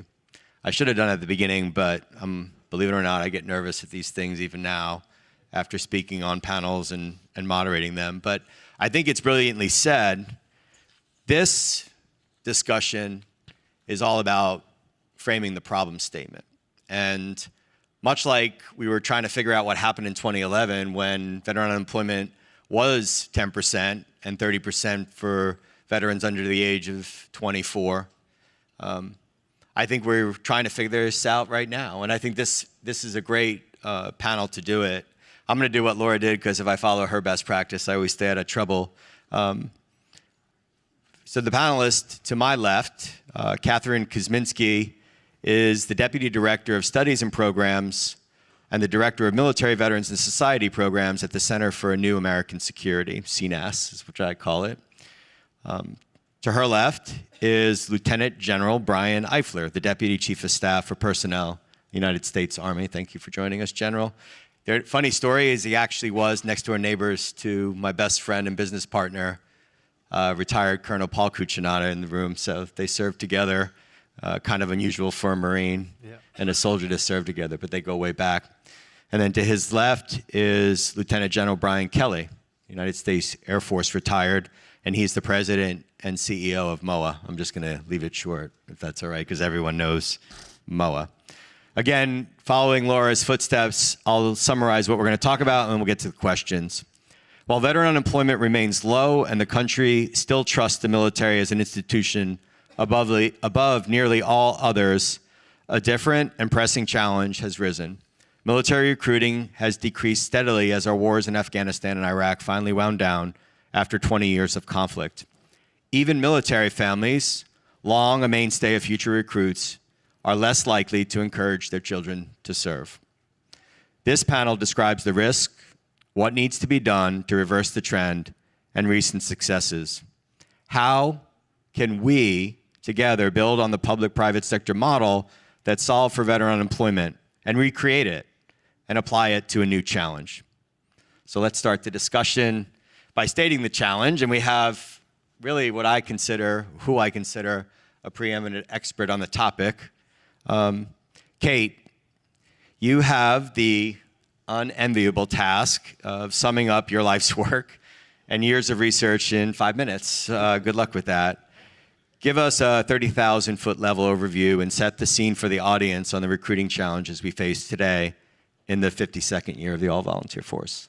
Yeah, so when we think about military recruiting, it requires this Venn diagram of those who are eligible for service and those who have a propensity to serve. So I'll speak first to the eligibility piece. We've heard a lot about the low rate of those who meet the standards for military service among youth in the United States.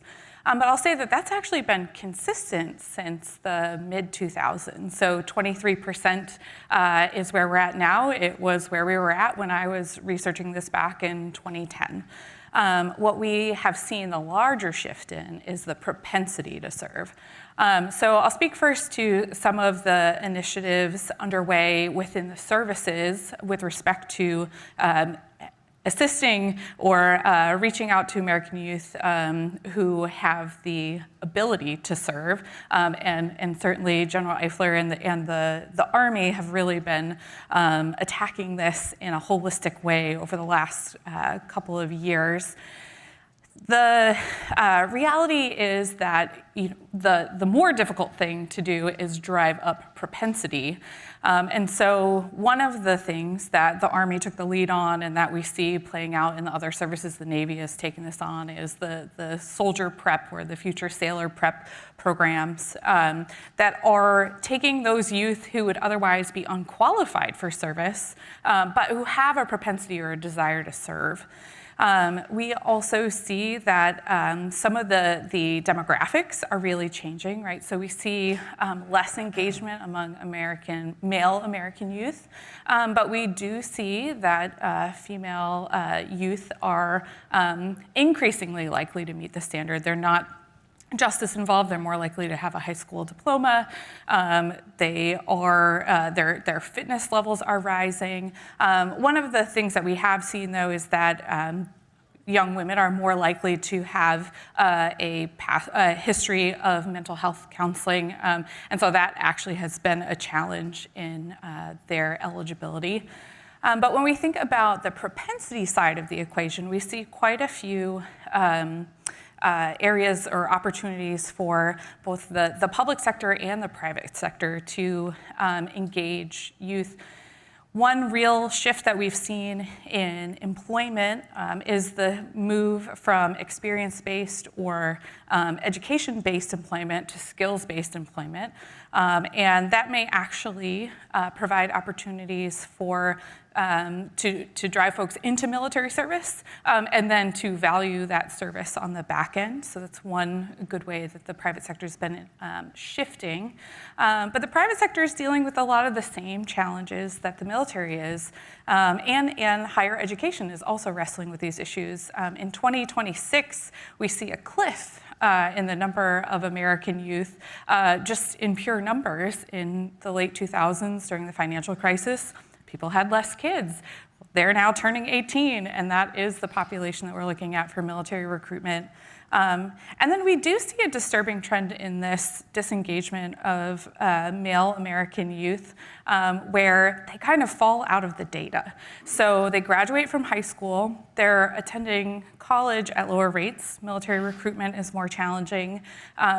They're less employed in the private sector, and they don't show up in the unemployment data because you only show up in the unemployment data if you're actively looking for work. And so we do see this reemergence of men at around age 25, 26 in the data, and that has some implications both for private sector recruiting and also thinking about how the military might access those older potential recruits.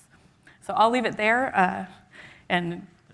I think it was perfectly said. I learned a lot in just the 5 minutes. I want to shift to you, General Eifler, because just last month we had some great news about the Army making its mission. I think it's pretty extraordinary given the real sharp increase in the number of recruits that you brought in, and an incredible number, I think it was 11,000 or maybe 17,000 in the delayed entry program, which will feed into 2025.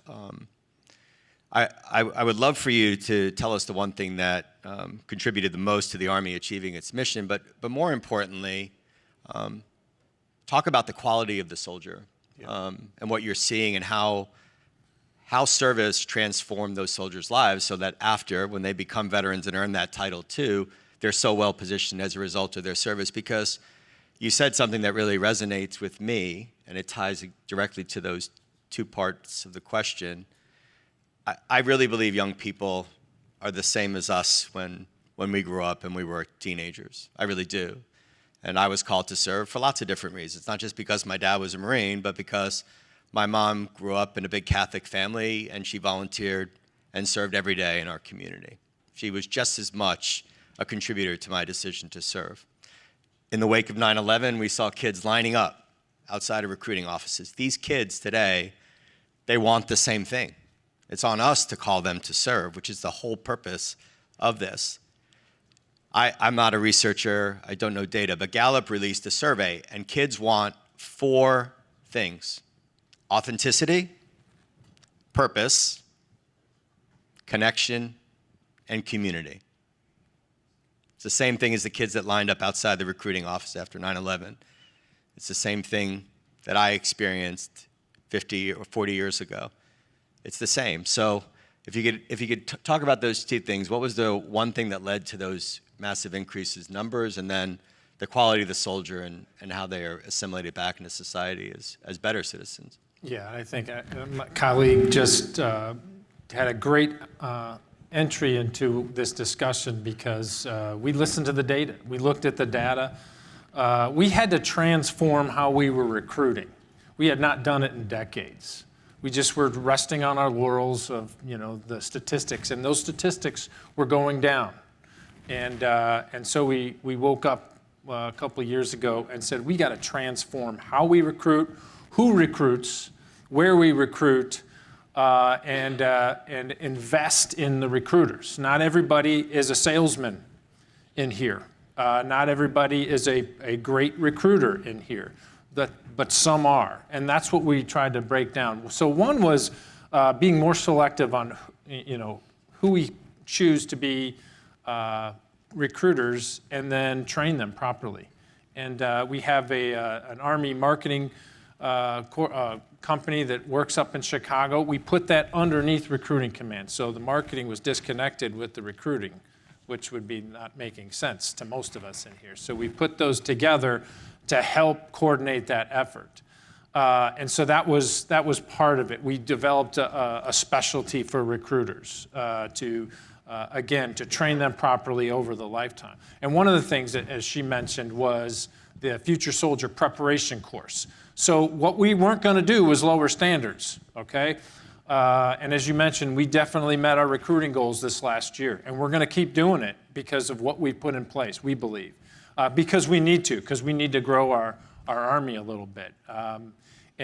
So we put this Future Soldiers program in place, and we brought in about 25,000 soldiers over the last 2 years that otherwise, again, they wanted to serve, they had the propensity to serve, but they were not at the level where they needed to be either physically or cognitively. And so this course is anywhere from 3 weeks to 90 days to get them at a level where they're either surpassing or meeting the minimum standards. And then they go through basic. It had like a 90% graduation rate. So you got to imagine you're getting people that severely overweight or just struggled with academics, and getting the help that they get so they can meet the standards to get in. As mentioned, 24%, whatever it is, very low percentage. So what we had to do is like, okay, what do we do with that? We have people that have the heart to serve. I always go back to the Captain America, the movie. This guy's 90 pound and nothing, and he just has this heart and this character that, man, if we can just, make our soldiers out of this person. And that's what we're trying to do. We're looking for the right character. We're looking for the values. We're looking for that. And, we've seen some great responses out of this. We would think that these soldiers that graduate would struggle, but they're actually thriving and they're doing better than their peers that did not go through this course. So that is something that shocked us, sort of surprised us. Well, we think people would revert, or whatever, but they actually are going and doing better. And if you could go and see them, they do this at Fort Jackson, do this at Fort Moore, and see the transformation. If you ever gone to and seen kids or young people graduate or gone to a basic training graduation, it's an emotional, it's transformative. This is no different. And I think the motivation and inspiration, once they see that they can do it, it just continues. It launches them. As General Casey says, it's a great place to start. It got their life in a place where it wasn't before, and it was better. And I swore in a soldier that was 400 pounds before he joined the Army. He lost 200 pounds on his own. On his own. What's it take to do that? I don't know what it takes to do that. This kid did. And he has thrived, just graduated basic training, and he keeps getting better and better and better. There's no limits, because he did what they thought is the impossible. People around him thought it was impossible. When he goes back to Alaska, he's an Alaskan native. They don't even know who this guy is.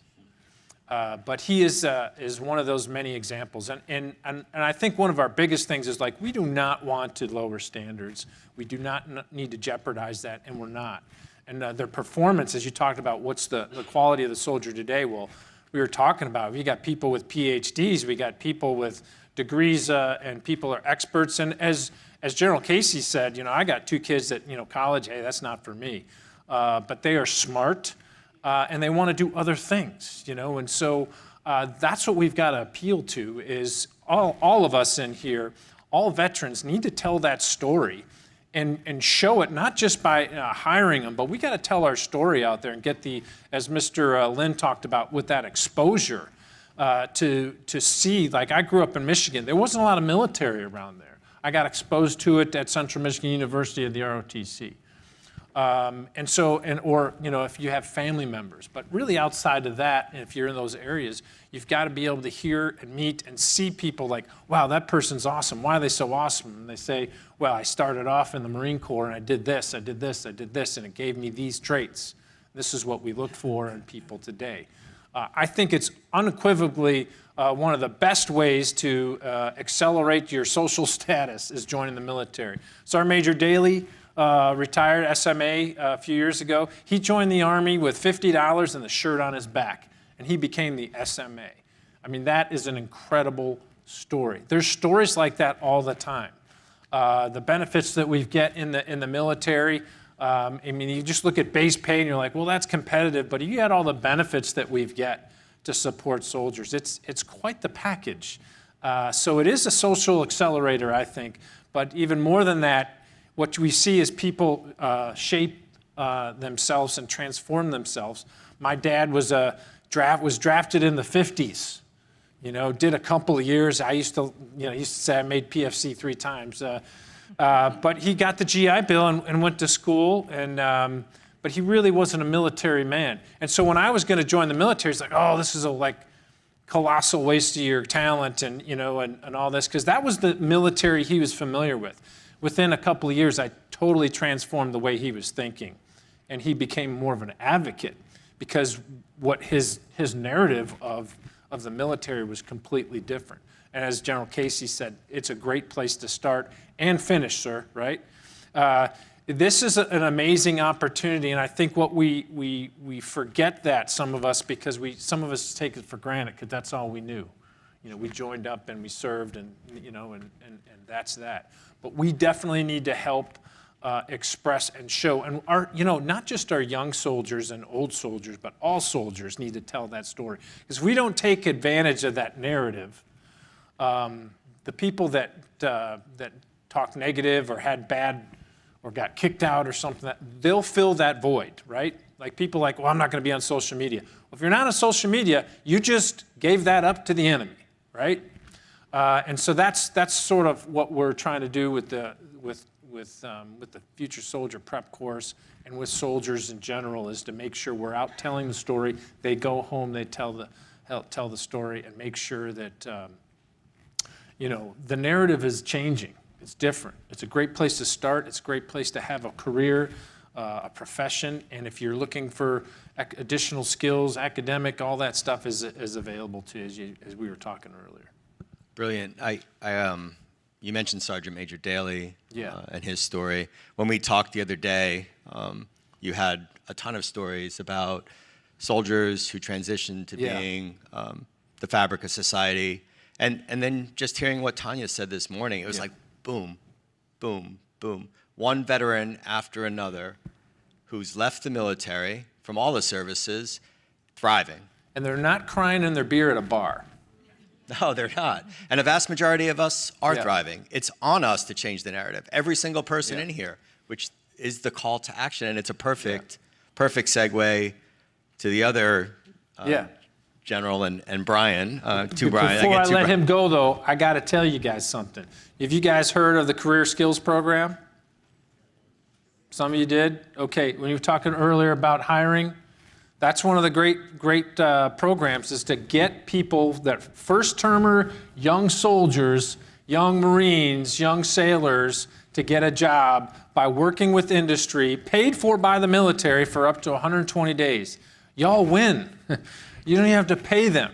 But it's a way to transition them into that position and see, like, hey, do I like doing this? Do you like who they are? And then most of the cases, they end up hiring that individual. That's a great program. DOD calls it the Skills Bridge program. We call it the CSP. But if we're not doing that, you're not you don't know that, ask me about it later, or just look it up. It's a very easy program, and it does a great job. And that lowers the unemployment rate to, like, for military, because as you know, at DOD, we pay for unemployment benefits for those that are getting out and unemployed. So that rate's down by like 10 or 11%. It was really high before. So that's just another thing I wanted to make sure everybody understood about hiring veterans. Yeah, and a great bridge again and segue to BK, because those veterans who have a successful transition, listen, we all like to talk about employment and transition to employment. Like, we also should encourage those veterans who had a positive experience to say the military took care of me and bridged the gap between my service and the private sector, or the nonprofit sector, or the government sector. But we have to ask them to do that. And every leader in this room can make the ask. We have to change the narrative. So, BK, what is MOA doing to help rewrite the narrative and shine a spotlight on veterans and their families post-military service? Yeah, thanks, Kevin. First, let me just say the veteran crying in their beer was me when General Casey was telling the story. As a Yankees fan, the Red Sox won the game. That was terrible for me for that story. But I want to take this conversation just a little bit broader for us, and I'll tell you how MOA is trying to make an impact here. When we were defining the problem and talking about it, one of the best places to go for data, and I'm going to give a shout out here to Shannon and the MFAN folks here, the Military Family Advisory Network, is to understand how the data has gone in the influencer category. The influencer category are those folks who are moms and dads, prior soldiers, sailors, airmen, Marines, people who have served, people who have served or were serving previously. And what do they do in regards to recommending service? And what Shannon's team, that data showed us, is that number's been declining at a really sort of alarming rate. 75% a couple years ago, dropped down to 63% in only 2 years, a 12% drop. And although I think the recruiters, as General Eifler said, are really important, you find out that the influencers, the people who talk to the prospective folks, whether that is somebody who served or families talking to families, have a really big impact, and probably in most cases have even a bigger impact than our recruiters do in the success of whether they join or not. So from a MOA perspective, we believe, and we've been trying to sort of get this message out and work on it, it's important that the experience that somebody has from the time they're getting recruited, while they're serving, while they're transitioning, when they're a veteran, how they're treated as a veteran, their health care, all those things are in one continuum. It is an ecosystem, if you will, for which there are feedback loops. And the feedback loops are wherever the person exited the ramp and exited the story, when it's their turn to talk to somebody else, that's the feedback loop. And depending on what their experience was while they were serving or transitioning, did they have a good transition experience to get employment, or from a family perspective and quality of life, all of those things impact. And so MOA has been looking at and is going to launch an effort that we call Total Force Plus. And Total Force Plus is going to be a conference. It'll be next October 28th and 29th. That'll be about this entire experience and how do we make sure we maximize a positive experience through that whole spectrum, through that whole continuum, so that those folks tell the next group of people, you ought to join and this is why. They give the positive stories that we talked about. So at Total Force Plus, we luckily, again, from the conversation they were having before, you heard about, and we've all been to conferences like the AUSA one where General Casey was walking around like Taylor Swift. I love that image. That's great. I didn't know he was a Swiftie. I know. It was incredible, right? I saw Travis Kelce walking behind the General. We saw things like, if you've been to Navy League or AFA, those conferences are really important. They're really important for us from a national defense perspective. But what we think is there ought to be another conference just like that, a conference that talks about the people aspects and the industrial base that supports the people aspects. And so Total Force Plus, MOA, we're going to bring together an opportunity to have folks who have solutions. One of our taglines is we're going to advance solutions for the military and veteran community. We're going to talk about what it means to help the folks in recruiting, talk about what it means to help General Eifler do IT kind of things so that when a new recruit comes in, they don't have to take their iPhone and put it away because they went back 20 years in capability when they did that. Having sat in the A1 seat, comparable to General Eifler's seat, I know there's a huge challenge. And so this conference is intent to help DoD be successful, help VA be successful, and help us bring together and collaborate in a way that we can make sure that the experience that everybody has, not that military service is easy, right? There's always sacrifices that's part of serving, but that the experience they have from the beginning to the end of that whole continuum is positive enough to make sure that when it's their turn to be influencers, they switch the narrative and the data. So when Shannon pulls the data in a couple years, it doesn't say that we're going down in influencers recommending service. It says we're going up in the number of influencers, those who have served or are serving, recommending service to the next group of people. Last thing I'll say in this, and sort of our goal and our sort of mission for this, for Total Force Plus, when we do this in October of 2025, and it'll be at the Gaylord over across the river there where everybody knows we have big conventions, and this will be the people-focused one, MOA's Total Force Plus conference. We often hear slogans. I know we had them in the Air Force. I used to wear a patch on my shoulder. It would say something like this: people are our most important weapon system. People are our most important asset. Whatever those were, they're absolutely genuine. We all believe them. We're all trying to make those happen. But it takes effort to actually make those things happen. It takes effort and it takes ideas, and that's what we want to put forward there. We want to make sure that the patch that comes out of the conference at the end says something like this. It basically says, people outrank everything, because that's really where you get, for a strong national defense, it's not just planes and ships and guns, it's the people who make a difference, and we want to make sure that conference gives us an opportunity to bring all of us together to help provide solutions for General Eifler, to help provide solutions for the VA, to help make sure that the narrative is such that those folks are going to be as influencers recommending service to the next group of people. Okay, well, we only have a couple minutes left. We're really trying to stay on schedule. Just think of who's on stage. One of the biggest veteran service organizations in the country. We have others like Veterans of Foreign Wars here and Ryan Gallucci, and a host of nonprofits. We have the biggest service in the greatest military in the world on the stage, and we have one of the greatest think tanks and one of the smallest service-disabled veteran-owned small businesses on the stage, companies, nonprofits. I'm going to give Kate what is the one data point we can track, and then General Eifler, sir, for being so gracious and giving us so much of your time when you're working on all these important issues and talking to us. I'd like you to maybe give one last call to action, what people should consider. So, Kate, you first. What's the one data point we should look for to know that we're starting to reach success with initiatives like MOA and what we're going to be doing next year? Yeah, so it really builds off of Brian's point that where we have seen that decline in the propensity for recommendations for service, among parents, teachers, coaches, principals, clergy, that I think will move the needle quite a bit, because I do think that there are American youth who are interested in service, and they're getting the message that the only way to be successful is to go directly to college. And so thinking more holistically from a societal perspective, I think that's the next needle to move. All right, sir, last word. Yeah, I think we're too humble.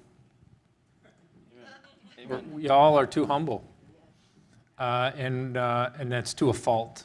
And humility is something that we engender in the military, and I espouse as great leaders are humble because they're learning. They're open to that. But the problem with that sometimes is we become a little bit more introverted, humble to a fault, where we need to be telling our story. And I don't think we're not doing it enough. And we're not tooting horns, but we're saying and setting an example with our actions. And a lot of people may not know that you have served. And as we talked about, there's people in here and captains of industry that started off in the military. And we need to have that narrative out there that the military is an essential part of who we are and who we became. And it's, not everybody can do it.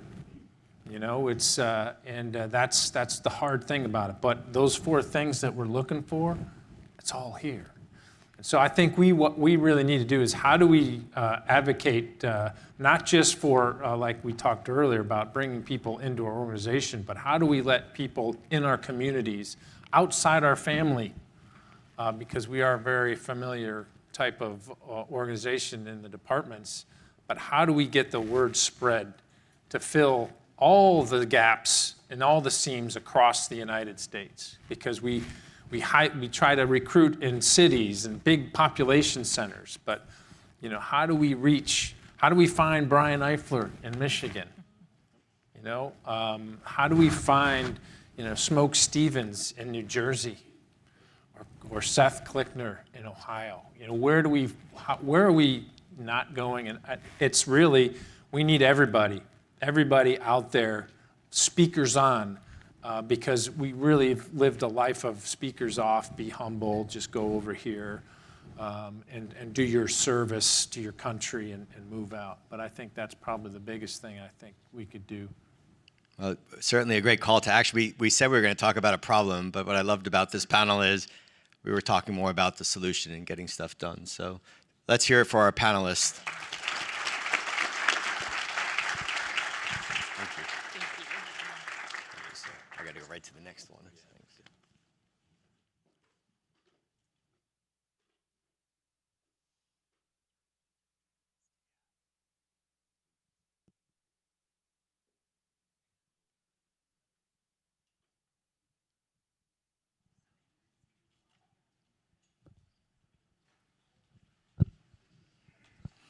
Okay, you can tell we're a small team. We're moving chairs, changing mics. That's what a small business does. Okay, what we're going to do for the next couple sessions is we're going to go back to kind of the fireside chat. The fireside chat structure. I call these rapid fire chats because we're going to be doing 10 minutes with the next 4 speakers and really do what I think Zero Mills is trying to do as SDVOSB, which is connect the dots. Connect the .coms with the .orgs, with the .govs, with the .edus, which is in large part why we're here today. We're going to start with what I consider probably the most influential nonprofit when it comes to shaping propensity to serve. And I've come to know Harrison Bernstein through a series of discussions. And he approaches the work he does at Soldiers to Sidelines like a true professional coach. Everything is with such passion and commitment, but he really is called to serve. So you've seen a lot of veterans and military spouses in the room. Harrison's not a veteran or a military spouse, but he is an ally and was touched really by what he saw when service members and veterans became coaches and young people. And this is no joke, a professional football coach. He actually started his coaching journey here, right, in a big way. And it's a pretty remarkable story when you have an opportunity to coach for a professional football team like the New York Jets, and you decide not to do that because of what you see as a potential, not only to change veterans' lives, service members' lives, right, by giving us a sense of purpose, but change young people's lives across the country by giving them that authenticity, by showing them that people with purpose can make a difference in their lives, by making a connection with them, by being part of a community. So in these 10 minutes, we're going to do the why, the what, and the how, because we only have 10 minutes each.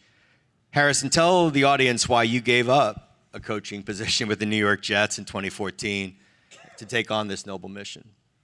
People. Really, just investing in people. And, you know, as a civilian, being here in Washington, D.C. at a time when everyone's coming back from the Middle East and hearing the broken soldier story, I immediately just thought that was nonsense, right? I think, you know, the adversity that service members go through, good and bad, is a resource for our communities to teach our young people how to overcome adversities, because the adversities we have in life as adults are the experiences that we need to help our young people go through, and sports is like the perfect medium to teach these life lessons. And what better than the values of the military that have been experienced to bestow among these guys, these kids who will become our future leaders of the country, and our country just needs that. So it was a no-brainer. It was an opportunity for me to serve and give back to the community, give back to the military that was defending my freedoms, and my skill set was coaching. So how could I leverage what I do best to give back? And it started as a passion project while I was coaching. Honestly, Kevin, it was something I did on the side, and I funded it myself with a couple buddies, you know, couple $1,000s here, and believe me, you know, being a Division II football coach doesn't pay that great. So, you know, it was a labor of love. And to your point, Kevin, you know, as my coaching career blossomed from the Washington Redskins and then being picked up with the Cleveland Browns and then getting that opportunity with the Jets, I accepted, to be honest, I accepted the job with the Jets, but then thought twice about it and then turned it down just because, you know, the impact we were making on the veterans was just too great, and then the ripple effect that they have in the community was something of legacy. So I went all in on it. That's great. So let's talk about the three things, right? You talked about the impact on veterans. Talk about the three things that Soldiers to Sidelines does to shape their lives, but also this issue of propensity to serve and the all-volunteer force, because I think there's a duality there. Yeah. And when we talk about we all have a role to play in changing the narrative, there's really two things involved with this. Serving side by side, shoulder to shoulder with young people, coaching, mentoring, teaching them, influencing them, sharing our stories. And the second one is that actual voice, what General Eifler said, tell our stories. Look them in the eyes, say that service meant the difference. So give me three. Give me three things about Soldiers to Sidelines you want everyone to know about those two issues. Super easy. Purpose for our veterans to continue to serve our country as a coach. Increase the number and quality of coaches throughout this country, investing in our kids. And then number three, ensuring the future of the all-volunteer force by increasing propensity to serve, by having military role models telling their military thriving story every single day at practice, influencing those kids to create this longitudinal recruiting pipeline, because serving your country is the best thing you could possibly do. Done. That's so awesome. You're going to keep us ahead of schedule. That's boom. Sometimes I feel like doing that. Sometimes Laura wishes I would do that. Okay, so if anyone knows anything about me and why I'm attracted to so many people who are in the nonprofit space that have a big vision, there's so many of you who are here, and I'm looking you in the eyes because I want to say all your names out loud. One of the reasons I love to work with Harrison is the same reason I love to work with you, Veronice, and you, Shannon, and you, Robin, and you, Jim Lorraine, wherever you are. Harrison has a huge, huge vision. So, and Lisa Hallett and Melinda Weaver there from Wear Blue. But 100,000 veterans impacting 1 million impressionable youth. 100,000 veterans impacting 1 million impressionable youth. Can I check that? Can you check it? You're fact checking me? I'm going to fact check it. Oh, darn. No, that's wonderful. But it's actually not doing the scale justice. Because if we can get to 100,000 soldier coaches out there, we're talking about 10 million kids annually. If we can get to 10,000 soldier coaches, now we're impacting 1 million kids annually. I mean, that's the extent of this ripple effect. And I can tell you right now, Kevin, we're in the middle of an endurance sports coaching certification seminar right now. It's happening tonight all week. And we're going to surpass 2,000 soldier coaches out there talking about military values, their story. Yeah. So we're on our way, and the scale is there. It's like everybody in this room, I'm just hearing General Eiffel talk about this, and we're doing it. This is absolutely happening. Well, I want to give you one more minute to do a call to action of your own, because how do you get there? And we talked about this in March. You were there, March of 2023 at OSD-PNR, with every recruiting command represented. In the room, 15 companies representing 400,000 veterans and 8 nonprofits that literally touch tens of thousands of young kids a year. Travis Manion Foundation, The Mission Continues, Soldiers to Sidelines. So all these people in this room, all these VSOs that have veterans, all these companies, how do you get there? So 2 things. It's awareness and resources, because the plan is there. Now it's just about scaling, so you just got to invest in it. And we have such great partners in this room already, like Travis Manion Foundation, who is committed to creating great coaches every single day, influencing our kids. And then we have organizations like National University, who's investing in the education of our soldier coaches to make sure that they have the proper degrees and the credentials to go out there and continue to serve their country. And then also it's about employment, right? So like me and the most of the coaches, we're not going to get rich coaching. That's not why we do it. It's about fulfillment and purpose. And so with all the incredible employers in here, like a Wells Fargo, for instance, who's investing in this symposium here today, to have our veterans get hired by these organizations, and now they're coaching in the community, flying the colors of your community. So maybe, they leave work a little bit early some days so they can get to practice, but they can make it up in other times, like on the weekend, especially with remote work is possible. Now you have a Wells Fargo who's got a coach in the community telling military service, but also spreading the good news story about that business. So now we're creating financial freedom, financial security for the veteran. We're providing fulfillment and we're providing purpose, and we're investing in the community to the kids. So now the kids get to see the value of military service. We increase propensity to serve.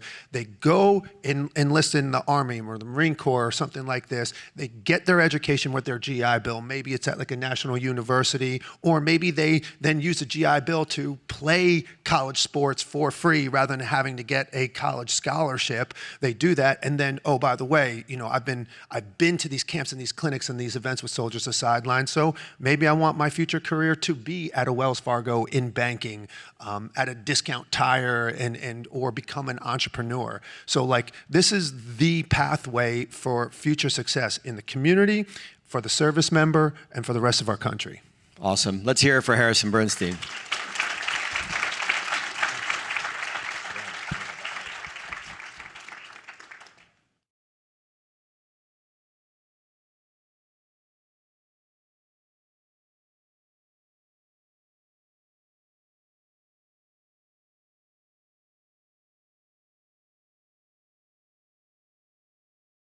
Now I'm excited to introduce you to our special guest today, retired Army Colonel Gregory D. Gadsden.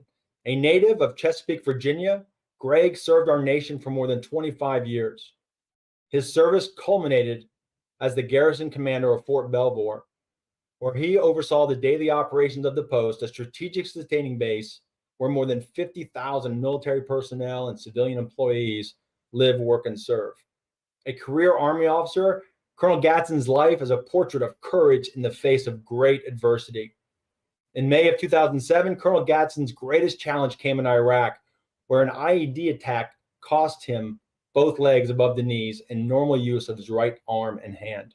Despite this, he remained on active duty in the Army and continued to inspire so many with his message of courage, perseverance, determination, and teamwork. A 1989 graduate of the United States Military Academy at West Point, Greg served in every major conflict of the past 2 decades and in various assignments across the globe. He is a passionate advocate for wounded warriors, veterans, and those with disabilities, sharing his experiences and perspectives on several board of directors and advisory committees. Greg continues a very energetic and dynamic lifestyle where he continues to serve his nation as an entrepreneur. He's also an accomplished photographer, artist, author, actor, and motivational speaker. And he remains active in all kinds of sports: cycling, skiing, skydiving, scuba, just to name a few. He is a shining example of military thriving. Ladies and gentlemen, Gregory D. Gatsen. Well, good afternoon, everyone. And Paul, thank you for that kind introduction. And sometimes it also feels like my obituary, but I'm honored to be here with you and Kevin. I really love the name Zero Mills as a future, as a red leg myself. That's what we wanted to hear as we ored in it. And really, that name says it all. And once people understand it and embrace it, it's certainly easy to remember and denotes the purpose about what you're all about. And so thank you. It's really an honor to be able to share the stage with you all. It's been nearly 17 years since my journey began, not in the military, but after being wounded in Baghdad during the surge. I say ironically, returning from a memorial service for 2 young men who had paid with their lives. I remember that day like yesterday. Again, May 7th of 2007. Ultimately, I would get evacuated back to the States, still with my legs, but very, very badly damaged. And over the next few weeks, I would lose one leg, and I would make the decision for them to take the other leg because I think ultimately in my mind, it was some little voice said that it was time to move on. My life was turned upside down. There were no instruction manuals. There were no waypoints or guides to tell you what to expect. And I believe it was just counting on being present and being the best that I could be, and holding myself accountable like I hope that I held myself accountable as a soldier and as a leader. Just having faith in the skills that I developed, that they would ultimately carry me through this journey, and that's all I had. And ultimately, I would just start to get on my feet. That's no pun intended. Learning to use prosthetics eventually, but primarily using a wheelchair today. I continue to live my life. I fought to stay on active duty through a program that all the services has. The Army's was called Continuation on Active Duty. Wasn't easy. I had to make a case that I could still make a contribution to our military, and I wouldn't have wanted it any other way. I felt that my value was not in my run time or not in how I moved, but what I had to offer, what survived up here and what survived in here. And and with the help of my friends, my Army family, all of my service families, my friends and my family, I began to sort of patiently build a roadmap to putting my life back together. I had some folks that saw that I had something to share and that I could communicate that in a story. And one such friend was a classmate of mine who was with the New York Giants, and ultimately he would ask me to share a little bit of my journey with the New York Giants, and that ultimately led to the Giants winning the Super Bowl that year against the undefeated New England Patriots. Now that's just the beginning, because that speech and that communication opened a world that I could have never imagined. I became an in-demand motivational speaker, and so much to the point that it was recommended that I start a business so that I kept my government affairs away from my private affairs. And so I established Patriot Strategies nearly 16 years ago, less than a year after being wounded. Not that I imagine myself as an entrepreneur, but really on the recommendation of making sure that I stay within the Army ethics. And so I began that company, Patriot Strategies. I named it because that was my call sign. I was Patriot 6, and strategies was a sufficiently vague word that didn't pigeonhole me into doing one thing or another. I would serve for an additional 7+ years after being wounded, but retired in 2014. And as Paul and Kevin described, I felt that my life was about serving, and it was about purpose. And I felt that the best thing that would give me that was being in control of my life, being in charge of the things that I was going to do and involve myself. And so I bought in a business partner, a veteran himself, a veteran red leg himself. So you guys aren't the only two red leg partners out there, Paul and Kevin. My partner, Kirk Gutierrez, is a red leg as well, and had some experience in the government contracting, government services world. And so I bought in a partner that knew the ropes, and we began to build a business. And so this October will be our 10th year of service as Patriot Strategies. We built our company up to about 120 employees, continuing to serve across across the spectrum of our government, from the Veterans Administration, the Department of Defense, the Department of Justice, just to name a few. So we are conserving. We are continuing to serve. I'd just like to echo again what Paul and Kevin have said.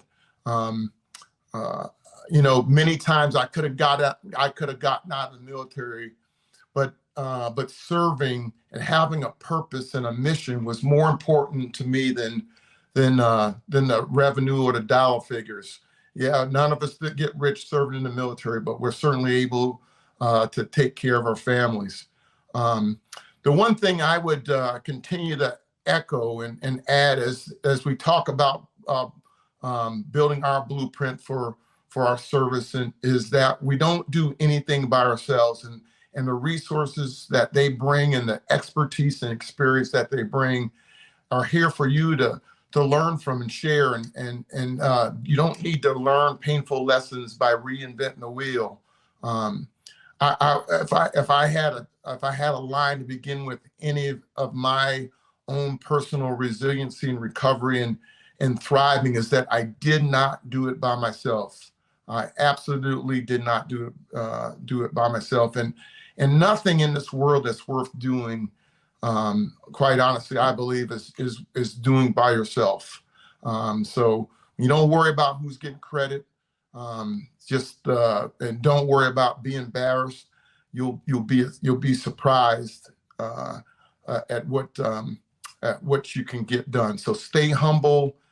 Don't be afraid to ask and get help to to help build your blueprint for what's going to lead you to a thriving, happy, and positive life. I'll end with this. I recognize that even with my 20 plus years in service, that I will serve longer out of uniform than serving uniform. Our lives are about serving. They're about purpose, and what I've come to adopt today is that our lives are not about what we accumulate or what we accomplish, but they're about what we leave, and what we leave through serving. God bless you all, and thank you very much, Paul. Wow, it's hard to follow you, Greg. It's always an honor to spend time with you, and I just want to thank you for this incredible message and continuing to inspire folks to thrive no matter what challenges life throws at us.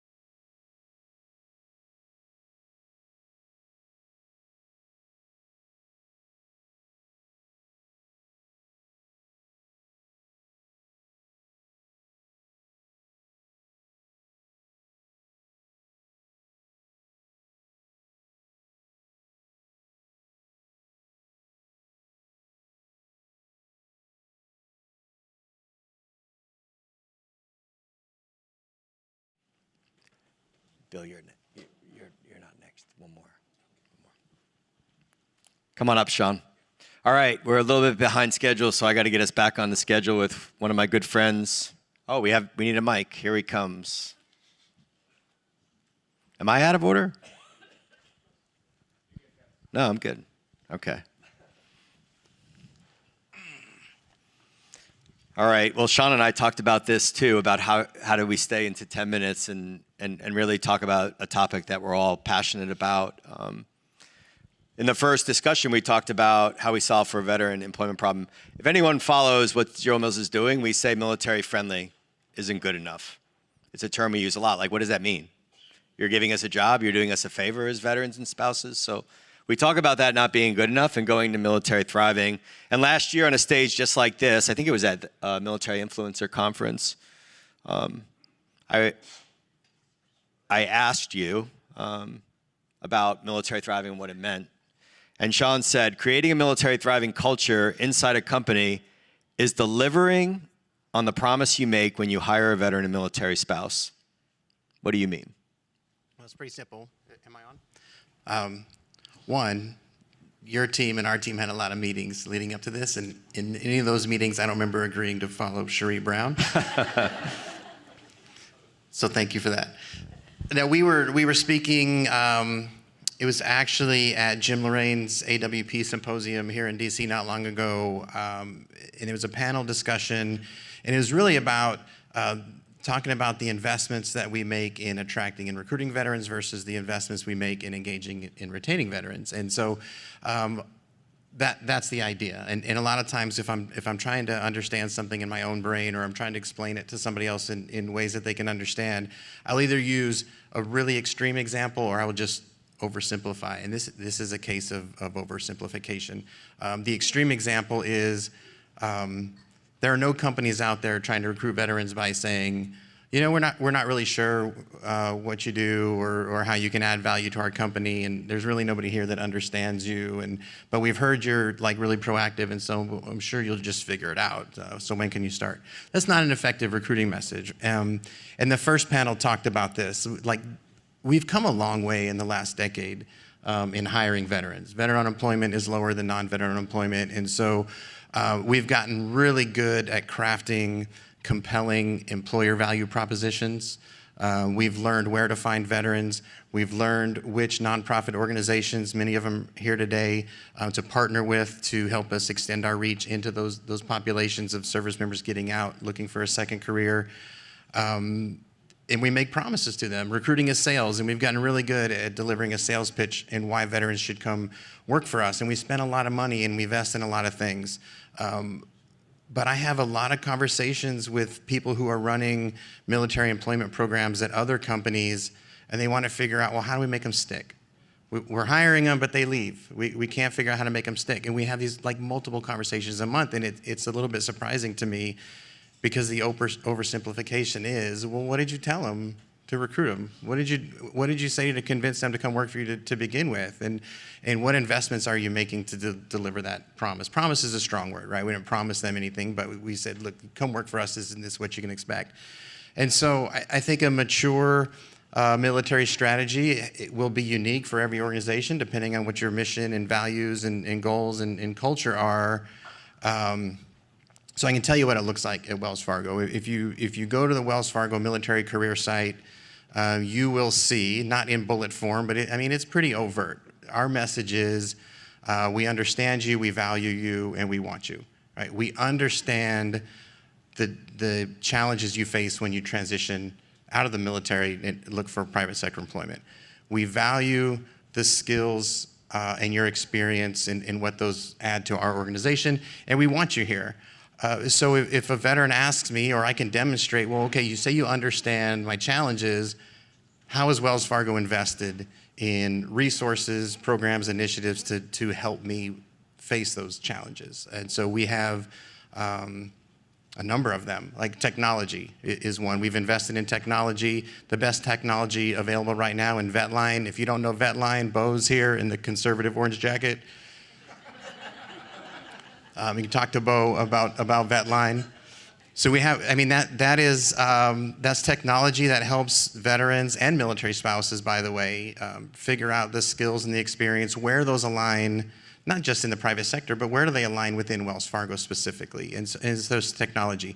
We've invested in a team. I lead a military talent strategic sourcing team. It's 30 people, right? And because we've made that investment, there are other things that we can do in one-on-one coaching. I have enough people. We can sit kneecap to kneecap with someone exiting the military who doesn't understand a big bank, who doesn't understand how to write a resume, who maybe has never been in an interview before, and we can provide that coaching with them because we've invested in that resource. There's a long list, but we say we value the skills and experience you bring to our organization. Well, what are the data points that I can show from within Wells Fargo that prove that? We have approximately 7,000 employees who have identified as veterans. They're working in almost 800 different jobs.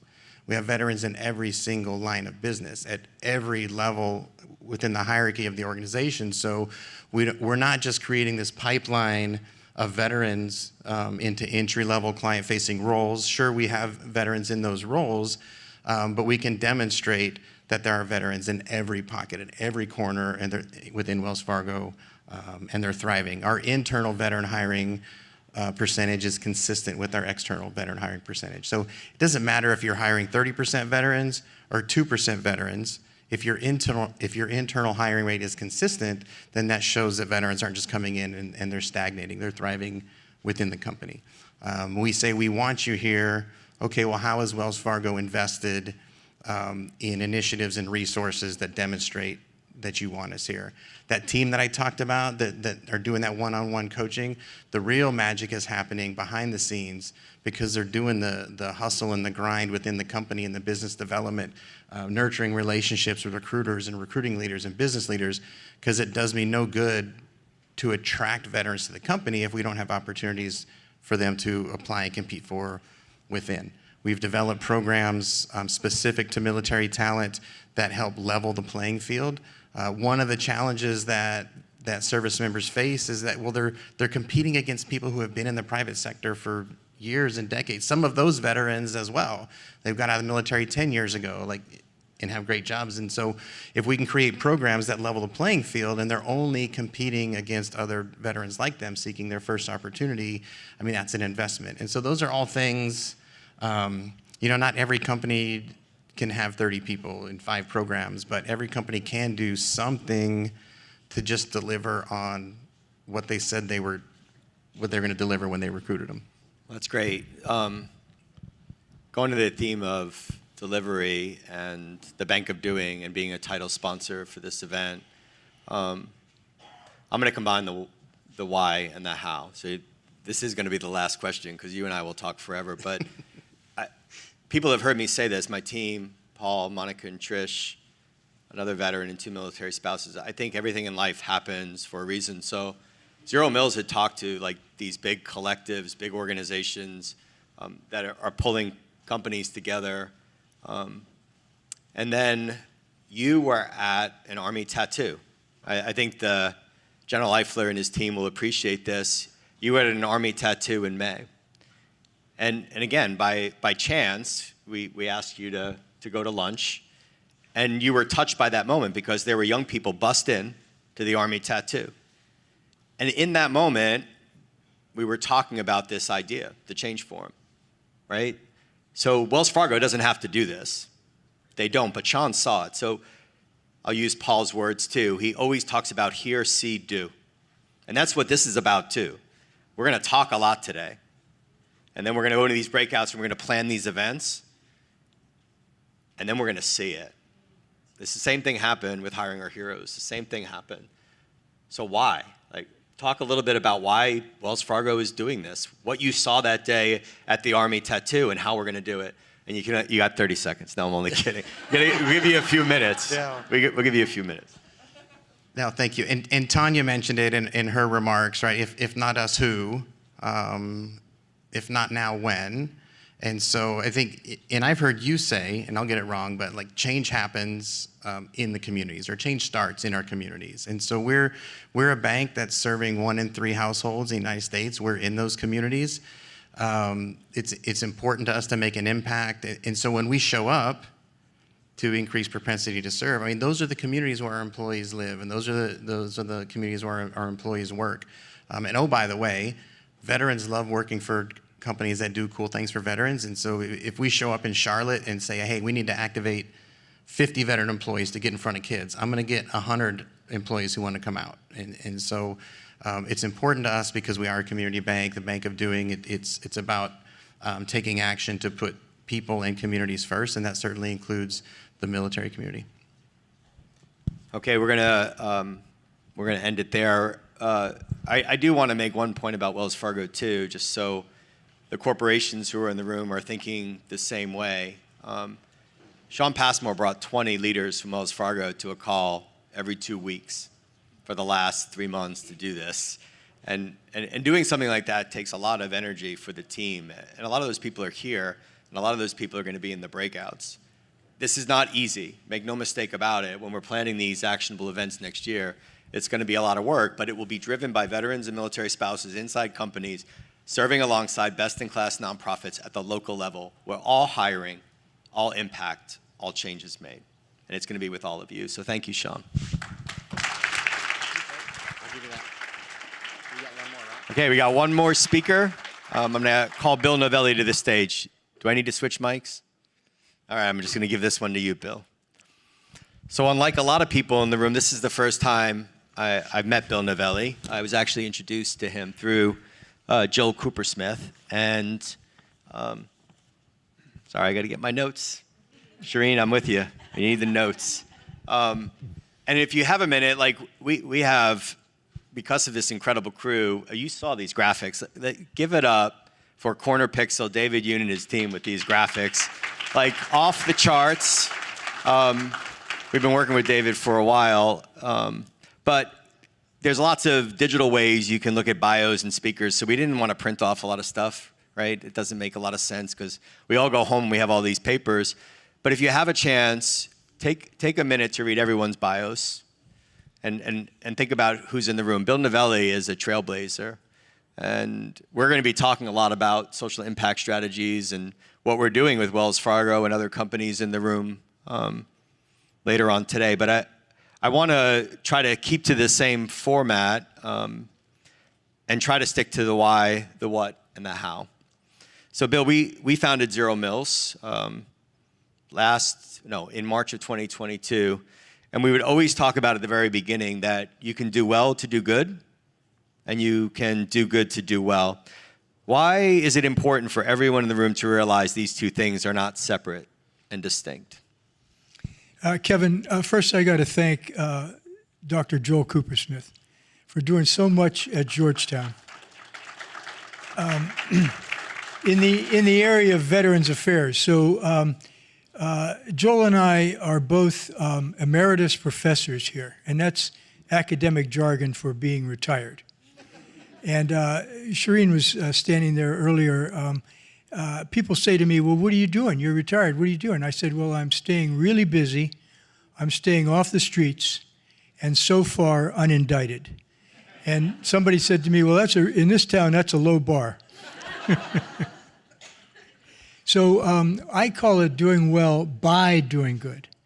And what I mean by that is, you take, for example, Wells Fargo. Earlier this morning, they said they want to drive active change. Coca-Cola used to have this mission, we want to refresh the world. And now what they say is, we want to refresh the world and make it better. So they focus on women's empowerment. They focus on clean water. Wells Fargo is doing all these things. So when you, as a company, can incorporate social and environmental strategies into your core business, you can do better. You can create more value for your stockholders and create value as well for all your other shareholders. And young people gravitate to that. Young people care about that. What they say around here, and I hear from other young people, is we want purpose with a paycheck. I think that's brilliant. I would like to kind of apply that principle to the audience that's in the room. Because you and Joel are so adept at listening and then responding to students and to organizations, all the leaders in the room are meeting you for the first time too. If you had 3 minutes around a water cooler, hopefully later when people do get a break, what are the 3 things they should think about in building a strategy focused on hiring, valuing, and retaining veterans and military spouses, giving them a sense of purpose through continued service, through other nonprofits that are in the room, and then really telling that story. Like, those things are important. Those are the 3 things that we always talk about in that strategy. But what are the 3 things that they should think in building that for this specific cause? Like, what are they trying to accomplish? Yeah, well, you just switched to nonprofits. I've spent half my career in the corporate world and half in what I call public service. So I've worked in a lot of nonprofits. I used to be the CEO of AARP, which is the biggest nonprofit in the country. In addition to that, I started and I now chair the campaign for tobacco-free kids. And there was a management guru named Peter Drucker, and he said, what separates nonprofits from everybody else is the mission. The mission is powerful. It's about changing people's lives. It's as simple and as complicated as that. So if we're going to talk about nonprofits, Nonprofits should want and do want, I believe, veterans. And they want them because of their leadership skills. So I've taught a number of courses in this university. Hey, Joel, I got to tell you that our entrepreneurship program is way better than the one at Syracuse University. I'm not surprised. So, what I've found in teaching active military people and veterans is that they are trained in leadership, and that leadership is not very different from what nonprofits are looking for and what companies are looking for. And so, to me, that was a revelation. And the subject of this session here is changing the narrative. So I just spent 3 days co-chairing and leading a national summit on serious illness and end-of-life care. So we're talking about patients and caregivers. And I mentioned this to you earlier, and you talked about your family. So a lot of this was policy stuff, very complicated policy stuff. And this one person was talking about how do we help dual eligibles. So these are people who are both Medicare and Medicaid, and they are low income, they're disadvantaged, they're really struggling. After that was over, we said, well, who are these dual eligibles? The answer is their mothers, their fathers, their uncles, their brothers, their sisters, and that brings us to storytelling. And so I really am a really strong proponent for strategic storytelling. I mean, we heard some good ones this morning. So it's not storytelling to warm up a room, it's storytelling to advance a strategy. And we got to do a way better job at storytelling. You can start up here with why we need recruitment, why we need military security, et cetera, et cetera. You got to bring it down to great stories. That's something I think I've talked to a lot of people in this room about, and doing it more. It's exhausting, right? A lot of the nonprofit leaders, veterans and military spouses alike who are in the room, or people running programs inside of companies, everyone knows that I like to tell a story, and I wake up every morning and literally do that. It's an important thing. I'm going off script again. There's a concern in our military and veteran community, and I know a lot of nonprofit leaders are gonna nod their heads, and a lot of corporate leaders, about the resourcing for military and veteran strategies drying up.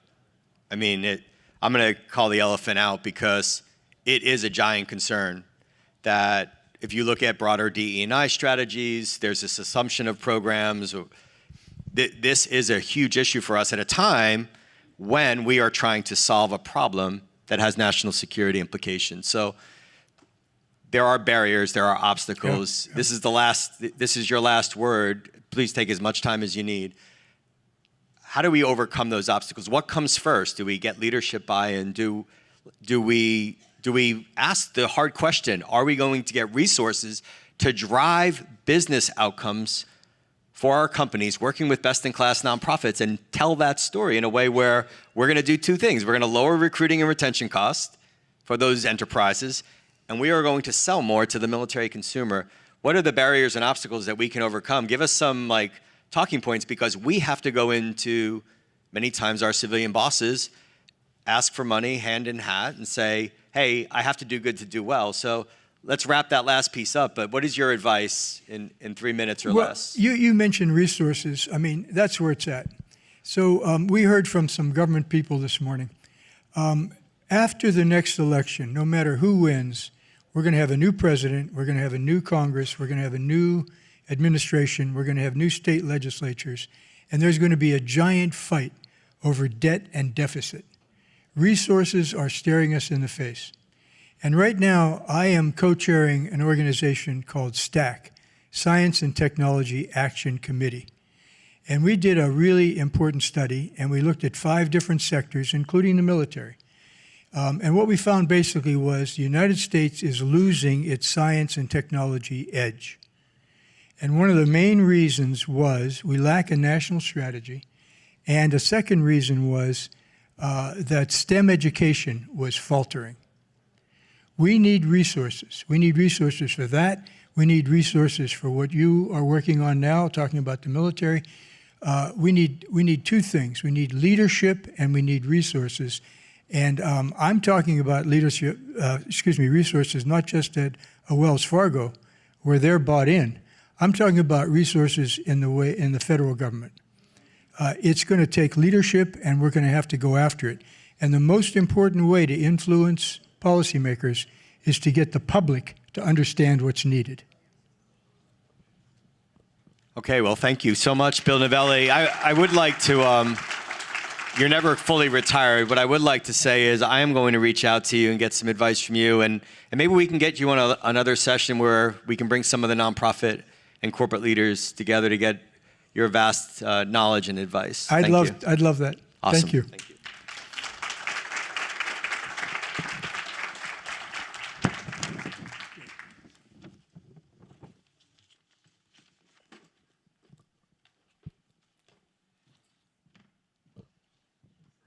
Okay, we have one more discussion before lunch. I'm going to ask Dr. Cooper Smith to come back to this stage, and we have a pretty big panel, so I did a pretty good job of keeping on time. Joel promised me, because he's a professor, she gave me the sign.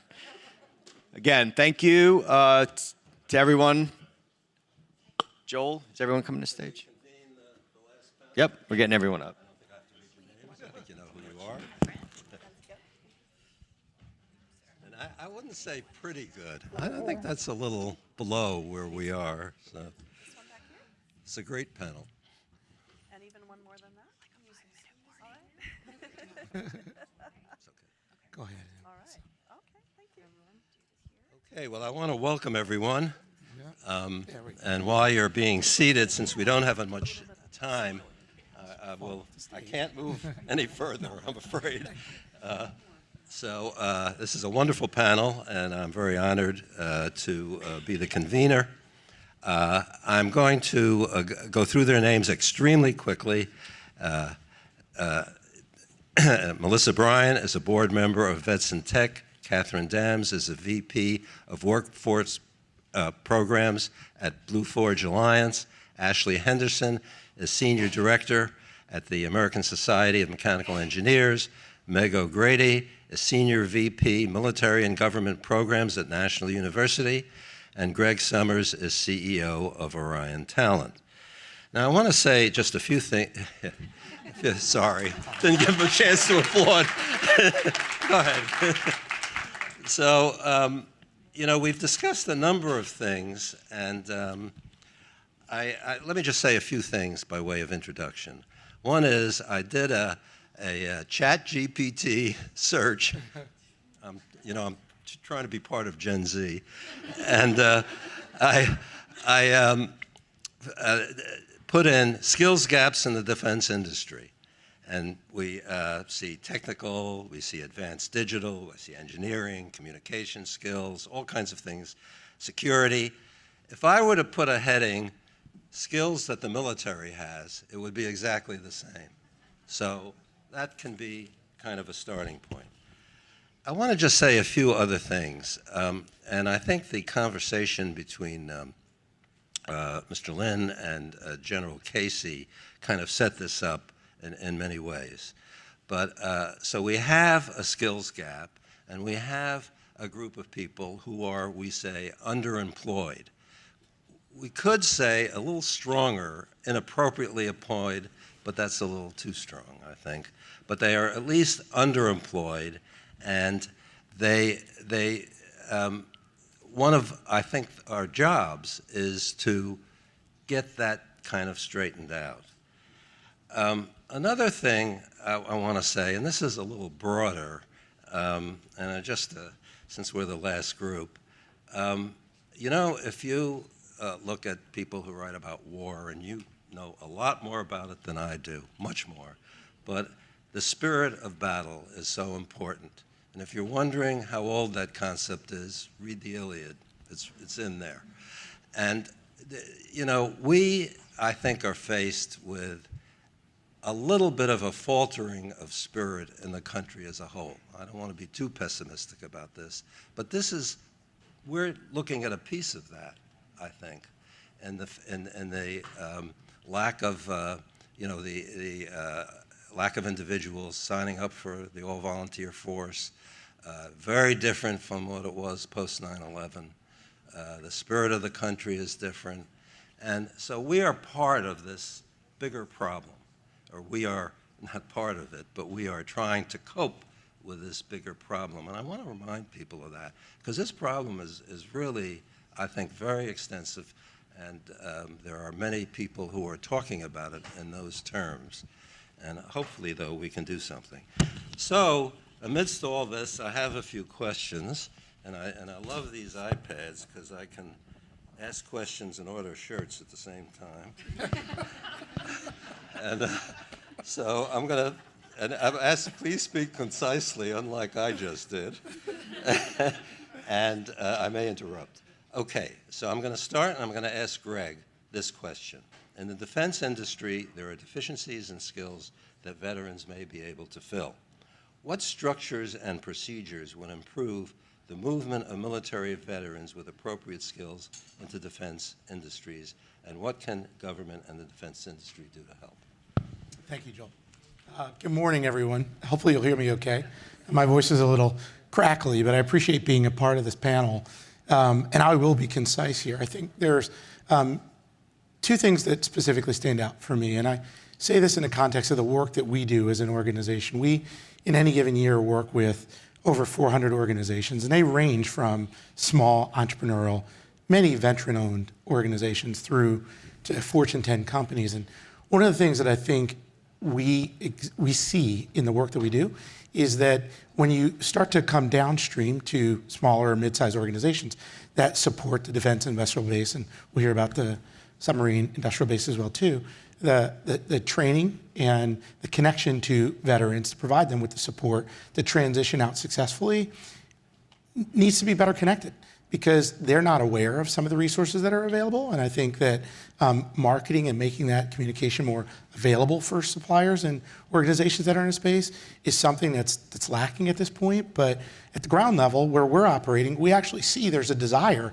to actually hire veterans because they recognize the skills that they actually have. So I think communicating the training that's available to exiting active duty is important, especially for the larger base of suppliers that will use them, providing more training and access to individuals, because we're talking about not just from a volume perspective, active duty that are transitioning out, but also people who have a propensity to serve but unfortunately can't, that also have an ability to operate and support that industrial base as well too, that need that type of training and have a willingness to be able to do it as well too. So I think communicating the opportunities that are available to veterans, I think providing more training for veterans as well too is an important way for us to move it forward.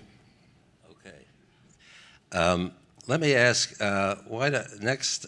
Melissa, I'm going to ask you, I won't repeat the question, but it's the same question. How would you answer that? Well, for one, thanks for having me here. Hope you all can hear me. Hoya Saxa. Thanks to my GI Bill, I did my master's here at Georgetown, so just want to say thanks for letting me back home.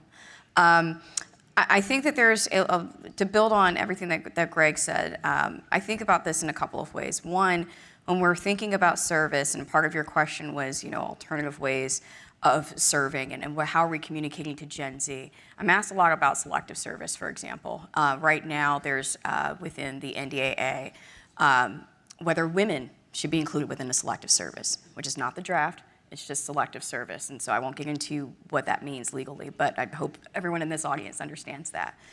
One way that could be is through possibly tech. It could be somewhere where you serve your country doing something else that still gives to your country, still allows you to contribute as a citizen, but then for the 80% who are ineligible, going back to Catherine Kuzminski's comments about eligibility versus propensity, we can look at that as possibly a way of bringing people, young folks, into these industries. And then the other half of this is what Greg was talking about, and that's when we're looking into transition.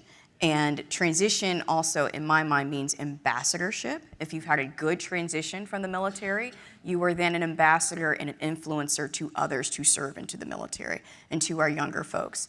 And right now, that's where we need help. We need the training, we need upskilling, we need skills bridge, we need employee navigators for those of us on that side. From where I sit from Vets in Tech, we work through education, entrepreneurship, employment, and then also just engagement and making sure that we are connecting those right employers with folks to be able to engage in those programs, but then also to see the possibilities of what they can do. And it doesn't necessarily mean when you're in tech to code per se. There are plenty of other jobs that you could have, and I'm sure Meg and others will speak to that in terms of ways in which you can break into an industry that is on fire. Speaking of ChatGPT and all things AI, many people want to break into it, but they don't know how. And so one of those ways is to provide the government connections so that we can allow for that transition, to think about the next generation coming up and what does service look like for them. It may not be military, it may not be cybercom, maybe there's a cyber force that looks different from what is currently within the constructs of the military. But we need to be a little bit more innovative, I think, in our thinking and thinking through those public-private partnerships that allow for us to continue to build within the ecosystem that we have. But to your point, service is changing. Our attitudes are changing, the attitudes of young folks are changing, and these are things that I think we're really behind the power curve on in order to bring people into where we need to be in the 21st century and bring all of our aging infrastructure and industries along with that. Okay, thank you. Sure. So in addition to the content mentioned, I think also identifying the players who are able to do that is very important. So similar to the panel we have up here of different stakeholders representing different entities, I think it's also important to realize that those resources can come in different places. So government, I'm representing ASME, which is a nonprofit, large and small nonprofits, academia. I think pulling the resources from the different stakeholders is also very important, and recognizing that we can't just go to one resource to allow for that training and skilling and reskilling, of the workforce and how we train the vets when we're trying to move them into this industry. So let me ask you then, do you, in the American Society of Mechanical Engineers, do you have discussions like this? Do you have discussions, are there any discussions about veterans, for example, as part of it? Are there discussions about underemployment of mechanical engineers? Maybe that's not an issue, but. So mechanical engineering is one of the highest majors, has the highest number of majors in undergrad. But when we start to look at where those individuals are going in the field and where they're working and what it looks like when we disaggregate the data based on identity, meaning vets, community college students, by gender, by race, sexual orientation, a host of things, we see that there are disparities in those numbers. And so at ASME, we are working to touch those identities that are on the margins and have been on the margins. And in a certain space, vets are on the margin because we haven't fully, I think as a society, we don't always understand how to transfer or translate the skills that are acquired when in service, outside of service. So the conversation at ASME is about how do we take those identities that are on the margin and utilize them to fill these gaps, and vets fall within that space. So it's a similar, yes. It's a similar discussion. Okay, I'd like to ask Catherine about submarines. And same question in your industry. Yeah, so good. I guess it's afternoon, everybody. I don't even know what time zone I'm in. So I have the privilege of serving for a nonprofit called Blue Forge Alliance that supports the U.S. Navy's mission to build 3 submarines a year. And we are hyper-focused, I would say, on filling 150,000 strong skills gap from design skills all the way through production skills in that space. And so I've heard so many recurring themes today across, what this panel has discussed and what the other chats that we've heard this morning, really talking about, I think, one of the key levers that Blue Forge Alliance is trying to support in service of the Navy and broader DoD mission is that we have to be able to leverage all of the spheres of influence that we are involved in every day to be able to tackle this opportunity that we have to build up our nation's defense.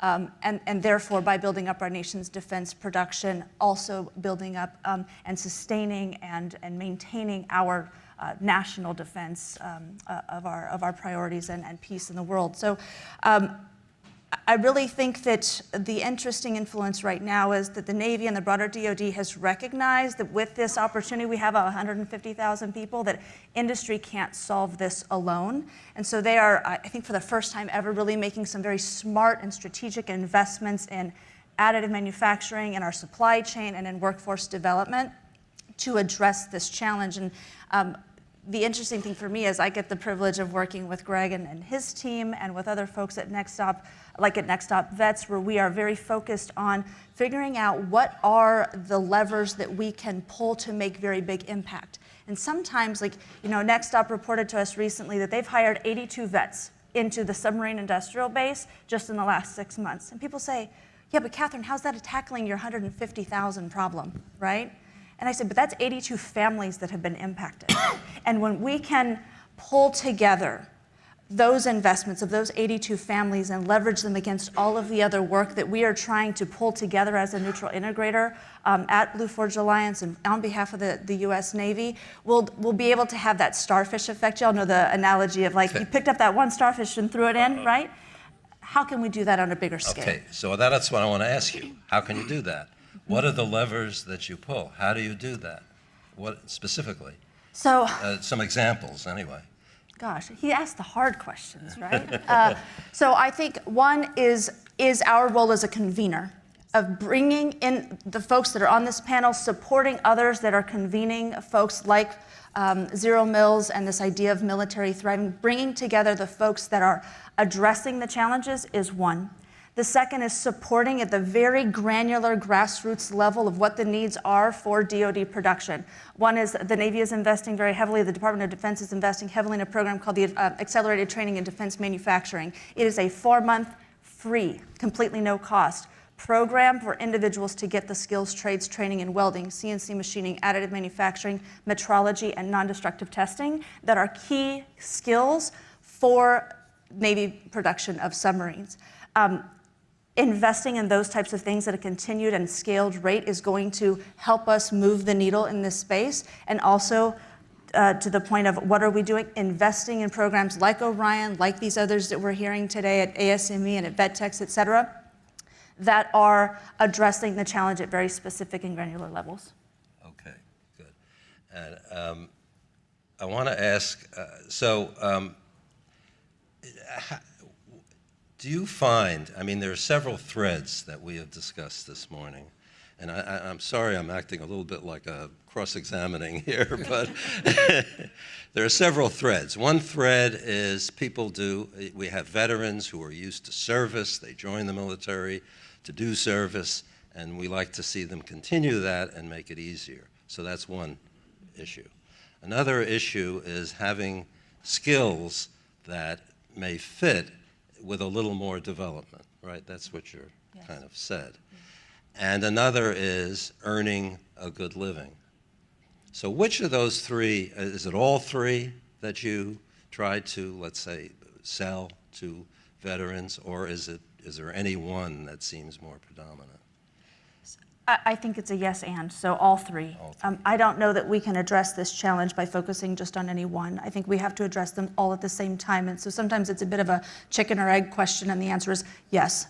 That's fine. We are making sure, one of the things that we are looking to explore is understanding how others have taken, say, MOS codes and the skills related to those MOS codes and what that translates to, because the military does a great job of providing multitude of pathways to quality careers, whether that's by doing like internal training for certain trades, whether it's supporting through GI Bill and other in-service education. How do we take that information and translate that to our transitioning military folks and and other military affiliated folks, their spouses, their children, et cetera, and turning those into actionable and tangible jobs that they can have as they transition out of the military. That is a project that we are working on right now, or exploring with some folks on how we better translate that for individuals so that they don't come out of the military going, well, I think I can do this thing, but is that translatable out into the civilian world? And if I could just quickly dovetail and Yes, say that go ahead. it's imperative upon employers also to allow for folks to be able to do that, to see that potential. So we've all rattled off a ton of programs that are within government that allow for service members who are transitioning to be able to have access to that great education. I think it was Bill Novelli who previously mentioned something that really caught on to me at least, and that is the underemployment of those, especially when we're talking mil spouses, folks who've gone off, used their GI Bill to the fullest extent, have law degrees, whatever they're doing. I think law because that's where I went. But I think that we need employers then to take a chance on military, and we're still saying it, and I appreciate that Zero Mills says we need to do more than just military friendly. We are still seeing, bear out across data, of where we have overqualified even because of the leg up that we receive within the military, combined with upskilling upon transition, and being able to go into these industry jobs that allow for the higher wages. Government, great, you use your veterans point preference, that's great.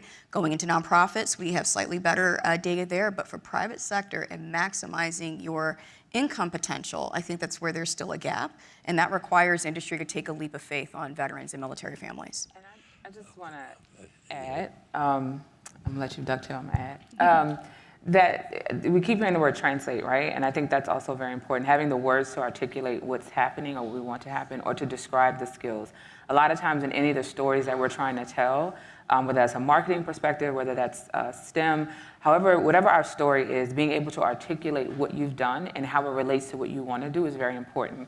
And so oftentimes I see in this space, there's a disconnect between being able to describe what you did and translating that into the non-civilian, into the civilian space to understand how it's useful. And so I think that's where the employers come in terms of understanding the lingo in both spaces, as well as the leaders in while these individuals are in service, helping them to find the words to articulate what they've done, the skills that they've acquired, and how that will be useful outside of, once they decide to transition outside of the military. Well, you know, that's, I think that's, we haven't really discussed that much, but I think that's extremely important. I've moved through, you know, I've with hospital administrators and physicians and military and veterans, and unless you speak their language, whoever it is you're speaking to, you won't get anywhere. And it's changing. I mean, for example, in a hospital, you speak to physicians one way, you speak to hospital administrators. They have different ideas of things. And I think that's really important. And I think we have to understand what vocabulary to use with veterans, how to do it.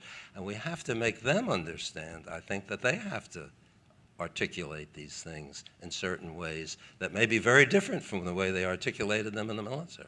Joel, yes? can I add to that? Sure. Though we are working with some partners on skills ontology and building out what's necessary to connect the skills that people have in the service to what they need to do in corporate world. The reality is we also can't forget the personal engagement that's necessary beyond just matching skills. Because one of the things I observe when we go talk with companies that we work with who actually meet veterans or people who are transitioning out is their eyes open up, not just to the skills they have, but the leadership capability, the engagement that they have, their resiliency. I mean, it all comes out when they actually meet with people in interviews. So I think one of the things I would just suggest to the corporate folks that are in the room right now is don't look past that piece, the personal soft skill angle or leadership skills that you can't really translate down easily in that skills ontology. Okay, good, thank you. Yes. Okay, I have another question. Could employment in certain defense industries where there are gaps be considered as service to the country and an alternative to military service? Anybody want to take that one on? I can take that one. Yeah, go ahead. I think Meg O'Grady, National University, and you know, when we look at, to Kate's good point earlier on her panel, we don't have to tell young people that they can either go into the military or go to college or gain skills. They're getting those skills, they're getting their higher education. You can do both and also become a civic asset. I think that, you know, as a purpose-built institution, we were founded by a Navy veteran who worked for General Dynamics to the defense industry piece. And he had a bunch of folks who were coming back from the military who couldn't access non-traditional education. But he also had adults who were working with him as the professional development officer at General Dynamics who couldn't access traditional education. So to have an institution and to find institutions that are purpose-built for military non-traditional and working students was pretty innovative at the time and something that we need more of. 100% of our students are working already. So when we talk about upskilling or how do we find a way for them to get to the right career? How can we find additional ways for them to serve? It's not only our military students, but because 30% of our students are military, they get that DNA of service. And so I think that's really important, that you're in an environment where you can understand what that means. I know for us, we say always better with, not better than. And so the capacity building points that my good colleagues have brought up are so, so important. And so, you know, we have 200 plus community college partners. We have 200 plus employer partners. And I would ask educations of higher institution and training and skills building to find other institutions, be a capacity builder. We want to build capacity within this community, and we can't do it alone. One of our largest colleges is our School of Education. And so thinking of how do we help young folks aspire not only to military service, but to service, we're one of the largest conveyors of professional education certification in the state of California and in the country. And so we have this massive K-12 population that has the ability to go into classrooms around the country and talk about service. And so that's something that we're doing that you wouldn't really think, you know, they're not going into the defense industrial base, but they can talk to children and talk about STEM and talk about tech and talk about all of those opportunities for service, not only in the military, but to their community. So. Okay, now let me just, excuse me, I'll get to that in a minute, but I want to tack on something to that. How can we, I mean, if you're going to say that, well, working in the defense industry is analogous, let's say, to service in the military. It's different, the risk is different. Obviously, there are many, many differences, but say the country needs this, so this is what we're gonna say that that's analogous. Will the public accept that? Does the public realize this? How the defense industry is in a bit of trouble, and that we're not producing enough. Now, I see stories about this, but I think to get to that point, you have to convince the public that this is the same or analogous. We need almost Anybody want to take that on? Yeah, go ahead. Sorry, we almost need a marketing push along the lines of World War II. Again, I brought up selective service for a reason. In World War II, we were going to create a draft, if you will, for nurses, except that we had a groundswell of volunteer nurses in World War II. And so it eliminated the need for a draft. The selective service purpose is in the case of a national emergency, not necessarily to, you know, grab a weapon and go to the front lines. We need to change that narrative. We need to talk about it. We need to talk about it in ways that aren't divisive, because right now the amendment that I talked about in the National Defense Authorization Act is being politically divided, as everything is being politically divided right now as we sit 2 weeks out from another consequential election of our lives. How many consequential elections of our lives will we have? Yeah, say that about every election. But to your point of the sentiment, right, and like that feeling of, do people understand, does the civilian population writ large understand the duress that our defense industry is in? Let me just tag it. Yeah. And I'll get to your question. Just 1 second. Yeah. Hang on. I'm going to jump in, but I'll let you. Okay, but She's got let me just, when President Roosevelt said we're going to build the arsenal of democracy, right, what he was saying is we don't have enough. Yep. We have to build this. It's the same thing. Yes. And the country did it. Okay. So when I think about the context of this continued service to the nation, it gives the word purpose, mission, feeling of value being added, and those are terms that I think you use when you have this, when you talk about this, and you talk about the work that you do across the board. So I've not been enlisted. There are several reasons why, but I've not served in that capacity. But when I look at the work that I do in the STEM space, I look at that as serving my country, because I'm helping to build a workforce. I'm helping to motivate people that look like me. I'm helping people who don't look like me understand the importance of having people that look like me in the room. And so I think when you start to frame the story around the impact that you're going to have, you start to see people perk up a little bit. I also recognize it is a privilege to be able to say, I want to do something that I'm passionate about, or I have this goal. And a lot of people don't have that privilege to say, I want this career versus a job for various reasons. And so I think when you have the conversation around the impact of your work, speaking to people's purpose, speaking to why they stepped into the role that they stepped into, and the responsibilities that they have, I think helps to better translate the story of what you're going to do.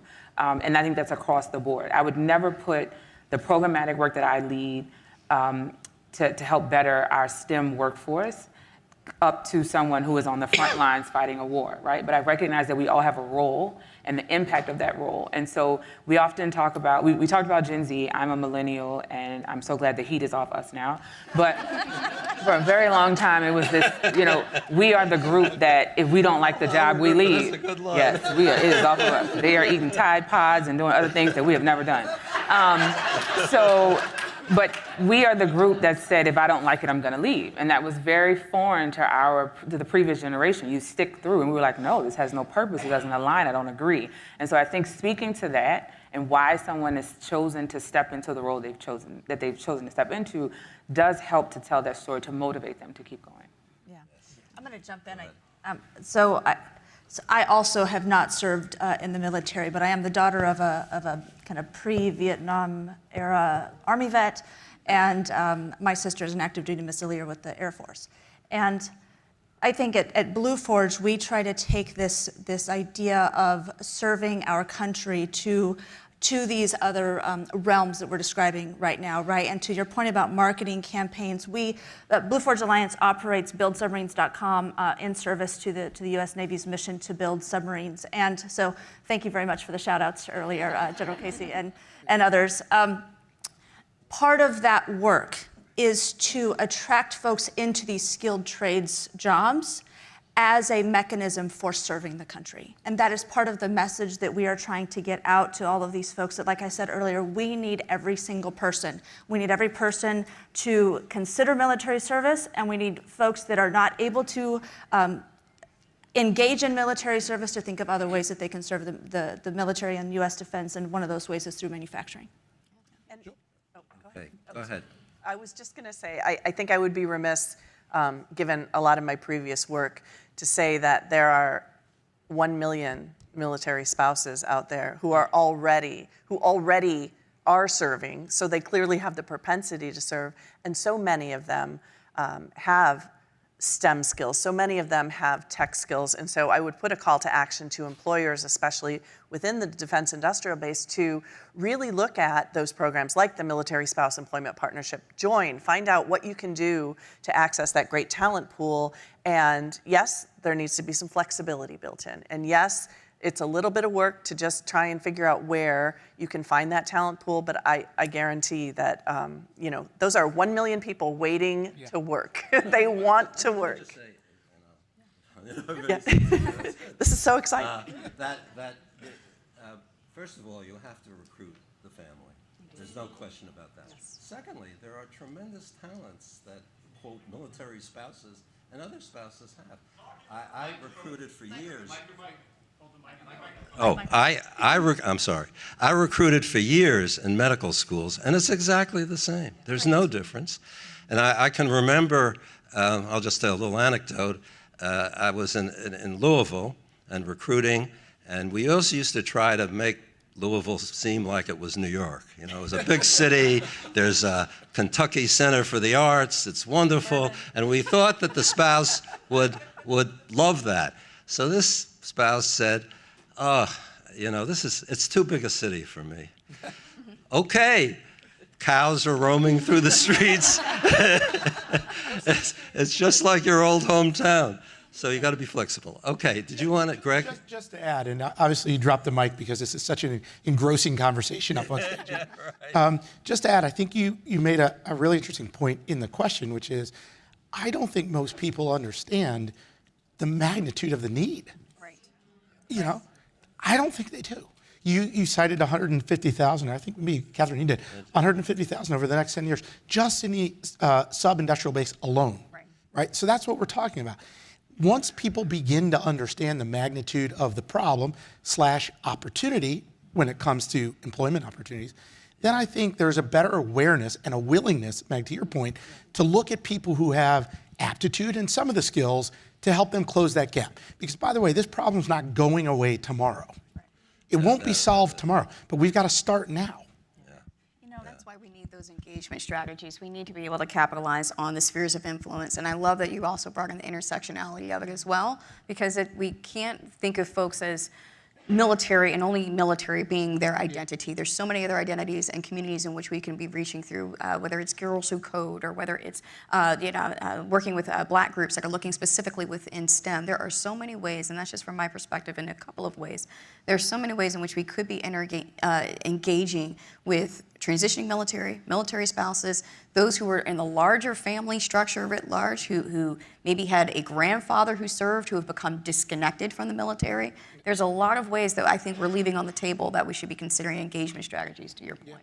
You know, I think I'd piggyback off of what you both are saying here and get back to kind of what I think is the root of the question is really about policy change. Absolutely. And how our policymakers need to understand the magnitude of the issue and the magnitude of the challenge that we have in front of us, and how we can think about new ways to shift some policy to value service to our country in all of its different forms. Yeah. Okay. Any other comments? And I'll just say quickly, at least for the tech industry, I will give some credit where it's due to the administration, where the Office of National Cyber Director and the U.S. Digital Service, they're doing some of this. They are mobilizing within USDS. They are mobilizing with the ONCD and working within industry to bring in those partnerships so that we can increase the reach through the megaphone. But right now the megaphone's too small and it's too faint and it's not getting out to the right communities. Yeah. Okay, now we have less than 5 minutes left, and I'd like to ask this one question to Meg that I asked her previously, and that is, how would you advise, there's been some discussion that universities may not be training people the way we think they should, and maybe your university was created for that purpose, but not what your university does, but how would you advise other universities to create programs that may be more relevant to the workplace, let's call it. I don't want to say, and representing Georgetown, and I've represented other, large universities, I don't want to say that they're not doing things that they should be doing, but what could they do in addition? I appreciate that, Joel. And I would say, I know when we had our prep call, and I said, no offense to the ivory tower. However, if we sit in an ivory tower and we decide what skills or what talents or what kinds of degrees folks need, we're never going to be able to close that gap. And so it is looking at having robust education, whether that's certificates or degrees all the way up through PhDs or any kind of working with employers. You have to go to employers and find out what it is that they're looking for. And we need to create that workforce. We need to create that workforce across the board. And so I would ask other universities, speak to these universities that are these non-traditional, or speak to institutions that are training folks, and figure out how is it that you can access what they're doing and bring it into your institution. So it may be that you have folks where you need to communicate a career path. So we might have someone coming out of the Navy who's a great welder, and he says, only 12% want to do the same job they did in the Navy. And he's saying, I don't think I want to be a welder. Well, there's a real need for that. And maybe he's on the fence, well, I want to do something else, but I'm not really sure what. We owe it to those service members and veterans and other folks to communicate what a career path could look like. So start with the skills you have, and then aspire to what it is that you want to have as a career. And the last thing I would say to your point about the megaphone, has anyone in this room ever gone up to someone and said, oh, I've served in the military, or I'm a military spouse, and had a poor reaction? Ever? We need to ask. We just need to ask. And so people are amenable. They just don't know what question themselves to ask. We need to ask the question of them. Well, but you're too young to remember the Vietnam era. That is true. That is true. And I should have said in the past 2 decades. Sometimes very difficult. Thank you for that, Joel. Yeah, Yes. let me just finish this thought. I just want to say at that time, and I just talking to somebody about this, it was very difficult to say you were in the military. Yes. I mean, I I came back and I was in the Navy, and I was amazed how people's attitudes Yes. were. You know, I had been aboard ship. Yes. Yeah. Yes. Go ahead. Very good point. Just really quickly, as we talk about training those in service to move out of service, I also think we need to make sure that we're preparing a space for them. So we also need to talk to those who are hiring to make sure the space that we're trying to put them in is applicable to them, their needs, and what they are looking for, and that's a well-rounded experience. And support ERGs. So I want Support to veteran ERGs. put that first out there, and then as we talk about the ivory tower and institutions, throughout the country, we have seen historically that spaces where people have not necessarily been intended to be, necessity is the mother of invention. We have created those spaces where we need it, which is why we have community colleges, we have ulterior paths. And so I'm not saying that we don't need to continue to talk to four-year universities or larger universities. I recognize where we are. But I also recognize that sometimes we don't have time to convince you of what is needed. And so we need to go to the spaces that understand what is happening, which are those community colleges, those are those tech pathways, which are those entities that are catering to these identities that we need right now. And the convincing will come at some point, and if it doesn't, you get left behind. Right. And I don't want to, and I just want to say this, I don't want to cast aspersions on a liberal education or a humanities education, or these are very important for society. And I think we need to educate people in that manner. I certainly, when I was an undergraduate, I took all kinds of humanity courses, and I think it made me a better person, I think. So I don't want to, I just want to, I think what's important, and this, I don't think we have any more time, what is important is that I think that universities are doing fine, wonderful things for society. They have since the Middle Ages, but they have to think about these things a little. And they have to maybe make little adjustments in how they educate people. And I'm afraid we've run out of time. I would like to foot stomp a call to action, though, for both industry, for the military, for our university folks and community college folks of we have to move past the finger pointing of you're not giving me what I need and help us understand what you need because we're here to provide it. That's the point I'm making, exactly. Absolutely. Okay, thank you.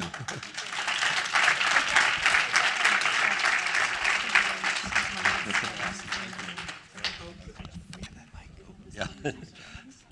Thank you very much. Okay, we made it to lunch. It wasn't a sprint, it was a marathon. So a little bit of coordinating instructions. There are box lunches because we do have a really, really great keynote speaker from CVS Health, Sam Kichi, who's going to speak and really issue another call to action. He has an incredible story. So we have 25 minutes or so to grab your lunch. You can sit down and eat and network. I know people want to talk to one another. We actually have had several hundred people on the live stream for different parts of this today. You get to take a break for lunch too, stretch your legs. Sam will be speaking at 12:30. So after you have your lunch, come grab a seat. I do want to thank, because I will forget. I forget people. I forget to do things all the time. I do want to, again, thank Wells Fargo, the presenting sponsor, and then a number of other companies. We hosted a reception.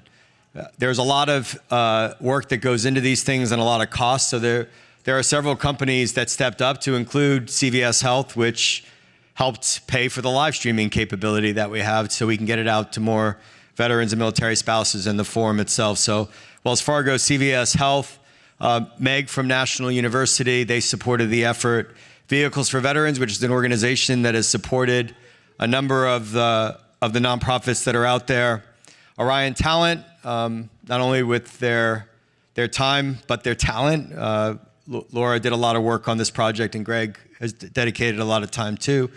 RTX, they were here last night, and they're actually having their own conference today, so they're coming to join the breakout sessions. Dominion Energy, Andrew Warren, who's a Marine, stepped up really late in the game. And then some of the companies that we work with historically, First Command and Neighborly, who we're partnering on small business initiatives. Brian Wieters from Neighborly, Mark McNiernan from First Command.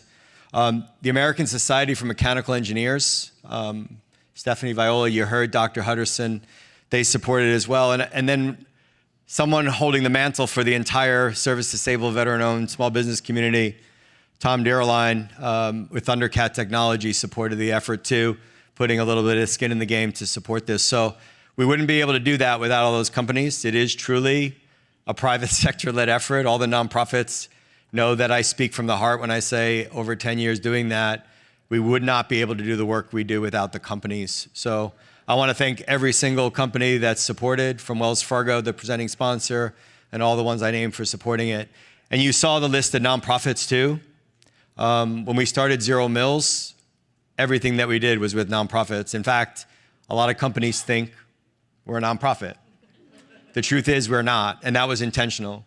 We didn't feel as a nonprofit that we could be the glue, the cohesive tissue, an integrator in communities if everyone thought we were competing with them. We're not competing with anyone. We're collaborating. So we believe in every nonprofit that's in here and the work that they do, and our job is to connect the companies so that their veterans and spouses have the opportunities to serve with them alongside young people in communities nationwide. So with that, we'll break for lunch. Everyone be seated at 12:30 for Sam's remarks, and if you're streaming in live, you come back at 12:30 too. 12:30, no later. We're on schedule. Thank you.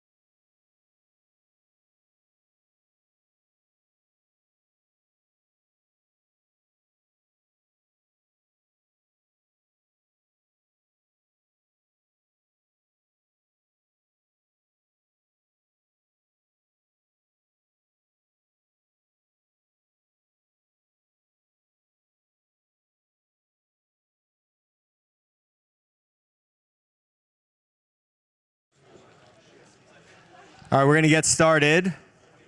I've asked everyone to come back and take their seats for our last keynote. It's an extended morning session. So I ask everyone to come back inside and take your seats. Go ahead and turn the live stream back on because I'm about to introduce our next speaker. So there's always a story. There's always a story behind the story. And I always think that things in life happen for a reason. I said it before. How many of you people ever heard the name Colonel Mike Endres? Raise your hand. All right. I'm going to share a story. Sometimes it's harder to get through. So in 2011, when we started hiring our heroes, it was going along great. And we all got together in 2012, at the very beginning of 2012, for a collaborative, much like this, called White Oak. And there were 60, 70, 80 organizations that actually came together in person. And we had a great 3 days, like talking and talking and talking about all the things that the nonprofits in the room were going to do together. And we did a lot of talking. And at the end of this, an incredible man named Mike Endres, who was leaving I think he was just transitioning out of the Army, getting ready to go to the Bush Institute to take over as their first head of military and veteran programs. And without a lot of pomp and circumstance, he said, hey, this is all great. This is all great. But what we need to do now is get shit done. I'm going to use his words because that was so perfectly said. And that really defined what we decided to do in the years going forward. So fast forward 7 or 8 months, and Laura, Noreen O'Neill, and I and several of our team members were at Google headquarters in New York City. And our phones all went off at the same time. I can remember it, Noreen. I can remember it, Laura. And we found out that Mike had a heart attack and died suddenly, leaving behind a beautiful wife, Cheryl Endres, and a daughter, Taylor. She was watching. Yeah, don't tell me that. I'm looking at you, Cheryl. So here's an incredible intersection. Our speaker, Sam Kichi, knows the Endres family very well. And his first duty station after finishing airborne school was actually Schofield Barracks, where Mike Endres was the battalion S1. So again, I think everything in life happens for a reason, to the point where Sam was the saber bearer at Mike and Cheryl's wedding. So you think about these intersections, and like today, here he is talking to us, a veteran. And I'm going to read his bio because right now I'm getting choked up thinking about the intersection. So let me read his bio. Here he is today to talk to all of us, and really a call to action, what Mike Endres said in that room 12 years ago. So I'm going to read Sam's bio, and then he's going to come and frame what we're going to do this afternoon. Sam Kichi is the Executive Vice President, Chief Policy Officer, and General Counsel at CVS Health. He leads the legal, compliance, government affairs, and communications teams. Together, the teams work to support the company's strategy and grow CVS Health's business with integrity, protect their reputation and assets with tenacity, and serve their customers with heart. Prior to joining CVS Health, Sam served as Becton Dickinson as Executive Vice President, Corporate Development, Public Policy, Regulatory Affairs, and General Counsel. Holy mackerel. He joined Becton Dickinson's through the acquisition of C.R. Bard, where he served as Senior Vice President, General Counsel, and Secretary, and previously was the Chief Administration Officer, Senior Vice President, and General Counsel at Catalent Pharma Solutions. He has led significant transformations at complex and large-scale healthcare organizations. Sam previously served as a reserve officer in the United States Navy, an active duty field officer in the United States Army. I don't know if you say beat Army or beat Navy. Exactly. And a White House fellow appointed by President George W. Bush. He earned a bachelor's degree in business from Georgetown University, a Juris Doctor from Fordham University School of Law, and a master's degree in business administration from the Northwestern University Kellogg School of Management Executive MBA program. Ladies and gentlemen, please join me in welcoming Sam Kichi.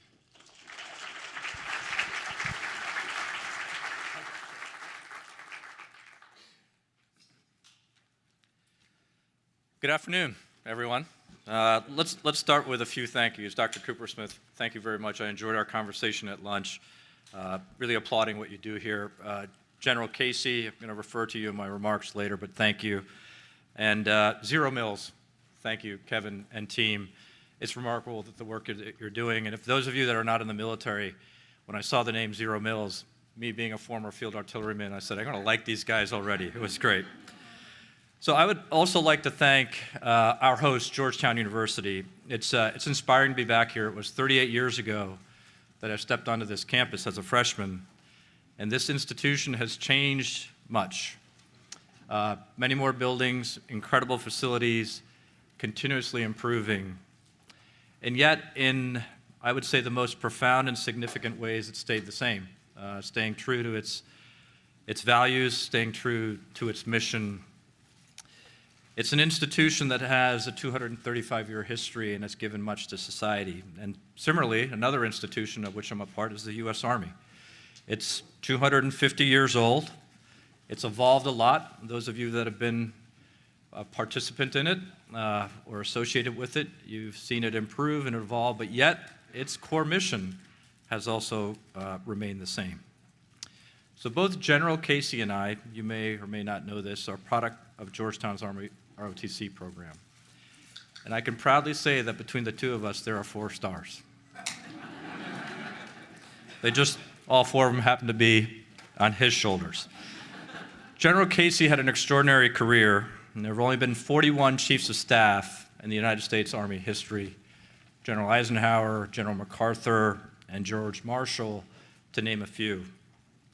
General Casey, thank you for your service and exceptional contributions to our country, and I point that out for many reasons, because not everyone can be that extraordinary.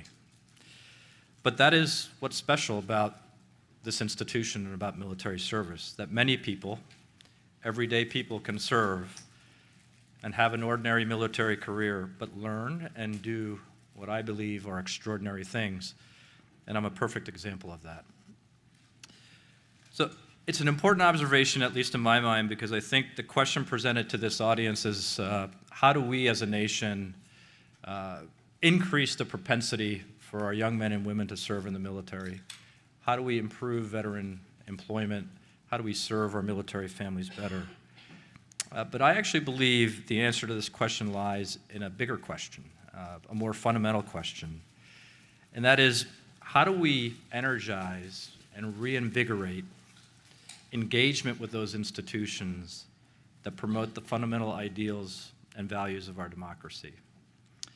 And when we increase trust in those institutions, such as the military, the answers to the specific questions we are faced with today and that you'll answer in the breakout room, I think, become a little bit more apparent. And then if we believe that, what is our responsibility to ensure that these institutions continue to thrive and broaden the aperture of opportunity for more Americans? So why do I believe this? Like, for me, it's very simple. All of us in this room have a story to tell. It makes us who we are. And we all have been, in large part, shaped and influenced by the various institutions we experience in our life's journey. And it could be a school that you attended, a business you opened up or worked for, a house of worship, the rule of law, a sports team, a community, a charitable cause, or your family. All these institutions have influenced us in some way. So let me start with a discussion with a story of an ordinary young man who immigrated to this country and learned extraordinary things through the military, who gained a framework for success and happiness in life. I got a little choked up there because that was about the journey that I've been on. So today, where am I? I'm a senior executive and general counsel for an organization that has 300,000 employees, $360 billion in revenue, and manages the healthcare needs for nearly 100 million Americans. We have over 5 million people that walk through our stores every day. Never did I think that being an executive of this iconic company was possible, yet I can draw a direct line to my journey here from what I learned who I met, and how I was shaped serving our nation. So let me start with that story. I came into this country as a little boy. My father had arrived a year earlier with $4, and later I found out he left with 8 and arrived with 4. And when I was an adult, I asked him, "Dad, what happened to the other $4? And he said, "Well, I bought myself a scotch at London Heathrow along the way."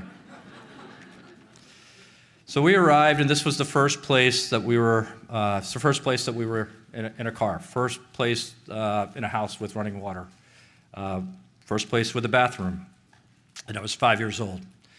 So we landed outside of Newark, New Jersey, and my parents went off to work, alternating day and night shifts. And my second day in this country was my first day in kindergarten. I didn't speak the language. I spoke 2 words of English, yes and no. And what I'll share with you, which you might find interesting, is I have 2 sons. They're both fluent in English because they were born here, and it seems their vocabulary is also yes and no. So my parents were working alternating day and night shifts, and several years of working hard. They saved up enough money to buy a dry cleaning store. The entire family worked in those stores for a number of years, and as I approached high school graduation, I became a U.S. citizen my senior year. And then I was lucky enough to be accepted into this institution, and my parents were elated, but concerned, and they pulled me aside and they said, "Look, we only have enough to cover 1 year at Georgetown. Savings, grants, and loans. That's all we got." And we didn't have a plan. So like any good immigrant success story, we went ahead anyway with no plan for the first year. Halfway through my freshman year, still without a plan, I was playing pickup basketball at Yates Fieldhouse, which is just very close by, next building. And we would do this for hours with my roommates and friends. And on that day, after losing a game or in the sidelines, this distinguished-looking African-American gentleman came up to me, and we started talking. We had a nice conversation, and it turned out he was the head of the ROTC program at Georgetown and gave me his business card. And I held onto that business card and for several weeks. And then after realizing I still didn't have a plan, I went to go see him. And the rest is history. I was awarded a full 3-year scholarship, went on to serve after graduation for 7 years of active duty in the field artillery and another 7 in the reserve. Obtained 3 degrees along the way, was a White House fellow, and now a Fortune 6 executive. I owe that in large part to my parents, my Jesuit training and education at Georgetown, and a significant part to the institution that's the U.S. Army. So we all know the value of serving, and I want to share with you what I think the military teaches us. And many of you in the sessions have talked about it, but I think it's worth amplifying. We learn humility. I've relied on that training more often than anything else in my career, because what humility teaches you, and I think it was the general that was on stage earlier, it teaches you what you don't know. And when you understand what you don't know, your aperture for learning is open. Your aperture for accepting new ideas is broader, and you can make better decisions, and I learned that. And you also recognize that you can't do big goals and accomplish big things alone. We also learn decision-making under pressure. I'll tell you, that's a skill that is remarkable, and in the private sector, it's valued. You're objective, you're calm, you're cool, you're collected. Every company, every business, small, medium, large, has a daily crisis, a weekly crisis, a monthly crisis, right? Because everybody's crisis is at a different size. But it's when it's your crisis, it feels like a crisis. Having calm, cool, and collected decision-making is an incredible asset. You learn a team-first mentality. It's one of the greatest things about the military. It's team-first. And you accomplish many things, regardless of what your role or rank is. I remember when I was a junior officer, we had our division commander giving a speech, and I'll never forget this. And he said something about, I learn more things from my conversations with the privates than I learned elsewhere. And I remembered that. And that was a way of saying, you treat everybody as if they're part of the team, regardless of rank, because you're all moving towards the same goal. We learn resiliency, accountability, mission focus, work ethic, can-do attitude, and decisiveness. I list through those things because I want to share 2 things that I think had the most profound effect on me and that carried me through to this day. First is the value of a diverse team. Those of you that have served understand the diversity of the U.S. military is a source of its richness. It's a source of its strength, and I believe a source of its competitive advantage. And coming out of Georgetown and going on an active duty, this is in 1990 when Saddam Hussein had invaded Kuwait. I went to FOABC, if that's what they still call this today, at Fort Sill. It's the first time in my life I was exposed to a wide range of diversity in our country. People from all types of backgrounds, ethnicities, cultures, geographies, social economic backgrounds, religions, and motivations. And some joined to seek a better life. Some joined because they didn't have a way to pay for college. That was me.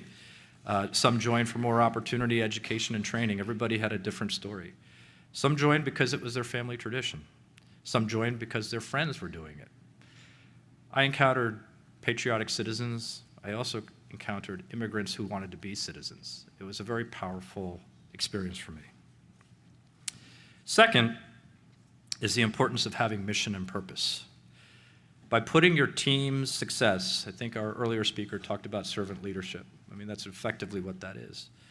An organization's goals, an institution's value, focusing your team something bigger than themselves, serving the needs of others.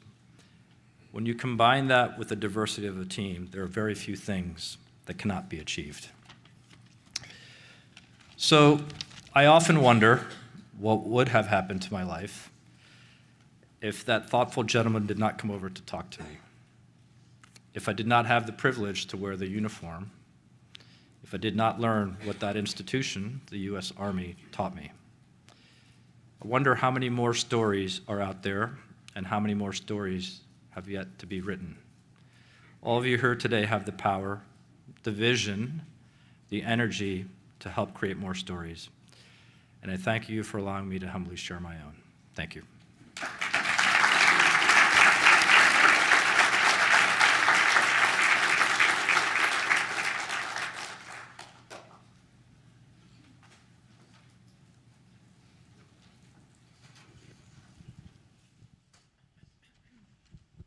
Okay, I can't believe I'm saying this. We're actually ahead of schedule.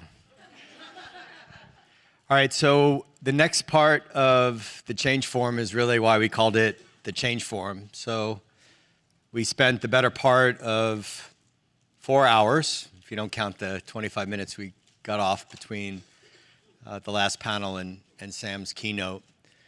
We spent 4 hours kind of talking about the problem statement and framing it, and what is the role of a private sector-led movement that enables veteran and military spouse employees, right, to engage with best-in-class nonprofits and serve shoulder to shoulder with young people in local communities to, one, improve propensity to serve, two, change the narrative, how our community is seen and heard, and three, drive outcomes for every organization that's involved with those things. This is a win-win-win scenario. So from 1 to 3 p.m., we're going to go into 4 breakout groups. If you look at the back of your cards, you'll see a 1, a 2, a 3, or a 4. I know it's really complex. And we'll actually all go out through the back because there's cords and stuff. We'll all go out through the back, except for this one group, which I'll get to. So 1 is in the back corner, 2, 3. 1, 2, 3. There'll be signs out there, signage that talks about the panel that you're in or the breakout session that you're in, and 4 is over here. So the number 1 is about ERG engagement and finding purpose through continued service. That's going to be led by me, Wells Fargo, Soldiers to the Sidelines, Travis Manion Foundation, and several others. The second one is Healthy Communities, which will be led by CVS Health, Hope for the Warriors, Military Family Advisory Network, and a bunch of others. The third will be, help me out here, small businesses and storytellers, changing the narrative and the role that small businesses could play at the local level if we mobilize them. And the last will be really focused on that 4th breakout and talking about all of these industries that have these massive skills gaps and the fact that they typically just focus on getting people into jobs and not focus on the thriving piece and the culture and the community piece that not only attracts us, but keeps us, right? So those are the themes. What we're trying to do in those sessions is create a blueprint. And what we'll do is that we'll facilitate that, the Zero Mills teams with the groups that I talked about, and we'll create, or we'll find trends. So we'll talk about obstacles and barriers, we'll talk about the outcomes that we're trying to drive, we'll talk about messaging, and so on and so forth. And then we'll come back together at 3 o'clock. We're gonna hear from the Secretary of Veterans Affairs in Maryland, right? Because all change happens at the local level, the community level. Anthony Woods, who was actually at Joining Forces when I was at Hiring Our Heroes, will come speak. And then each of the groups will have 10 to 15 minutes to talk about what they did. Then afterwards, the real work starts for Zero Mills and our team. We're going to take everything that we got and put together, and we're going to tell you what you all said, and then we'll talk a little bit more about what we're doing in 2025 with some of the breakouts afterwards. So does that sound good to everyone? 1, 2, 3, 4. So thank you for coming in. Let's make sure we give just as much attention to the next 2 hours, because this is where the real work starts.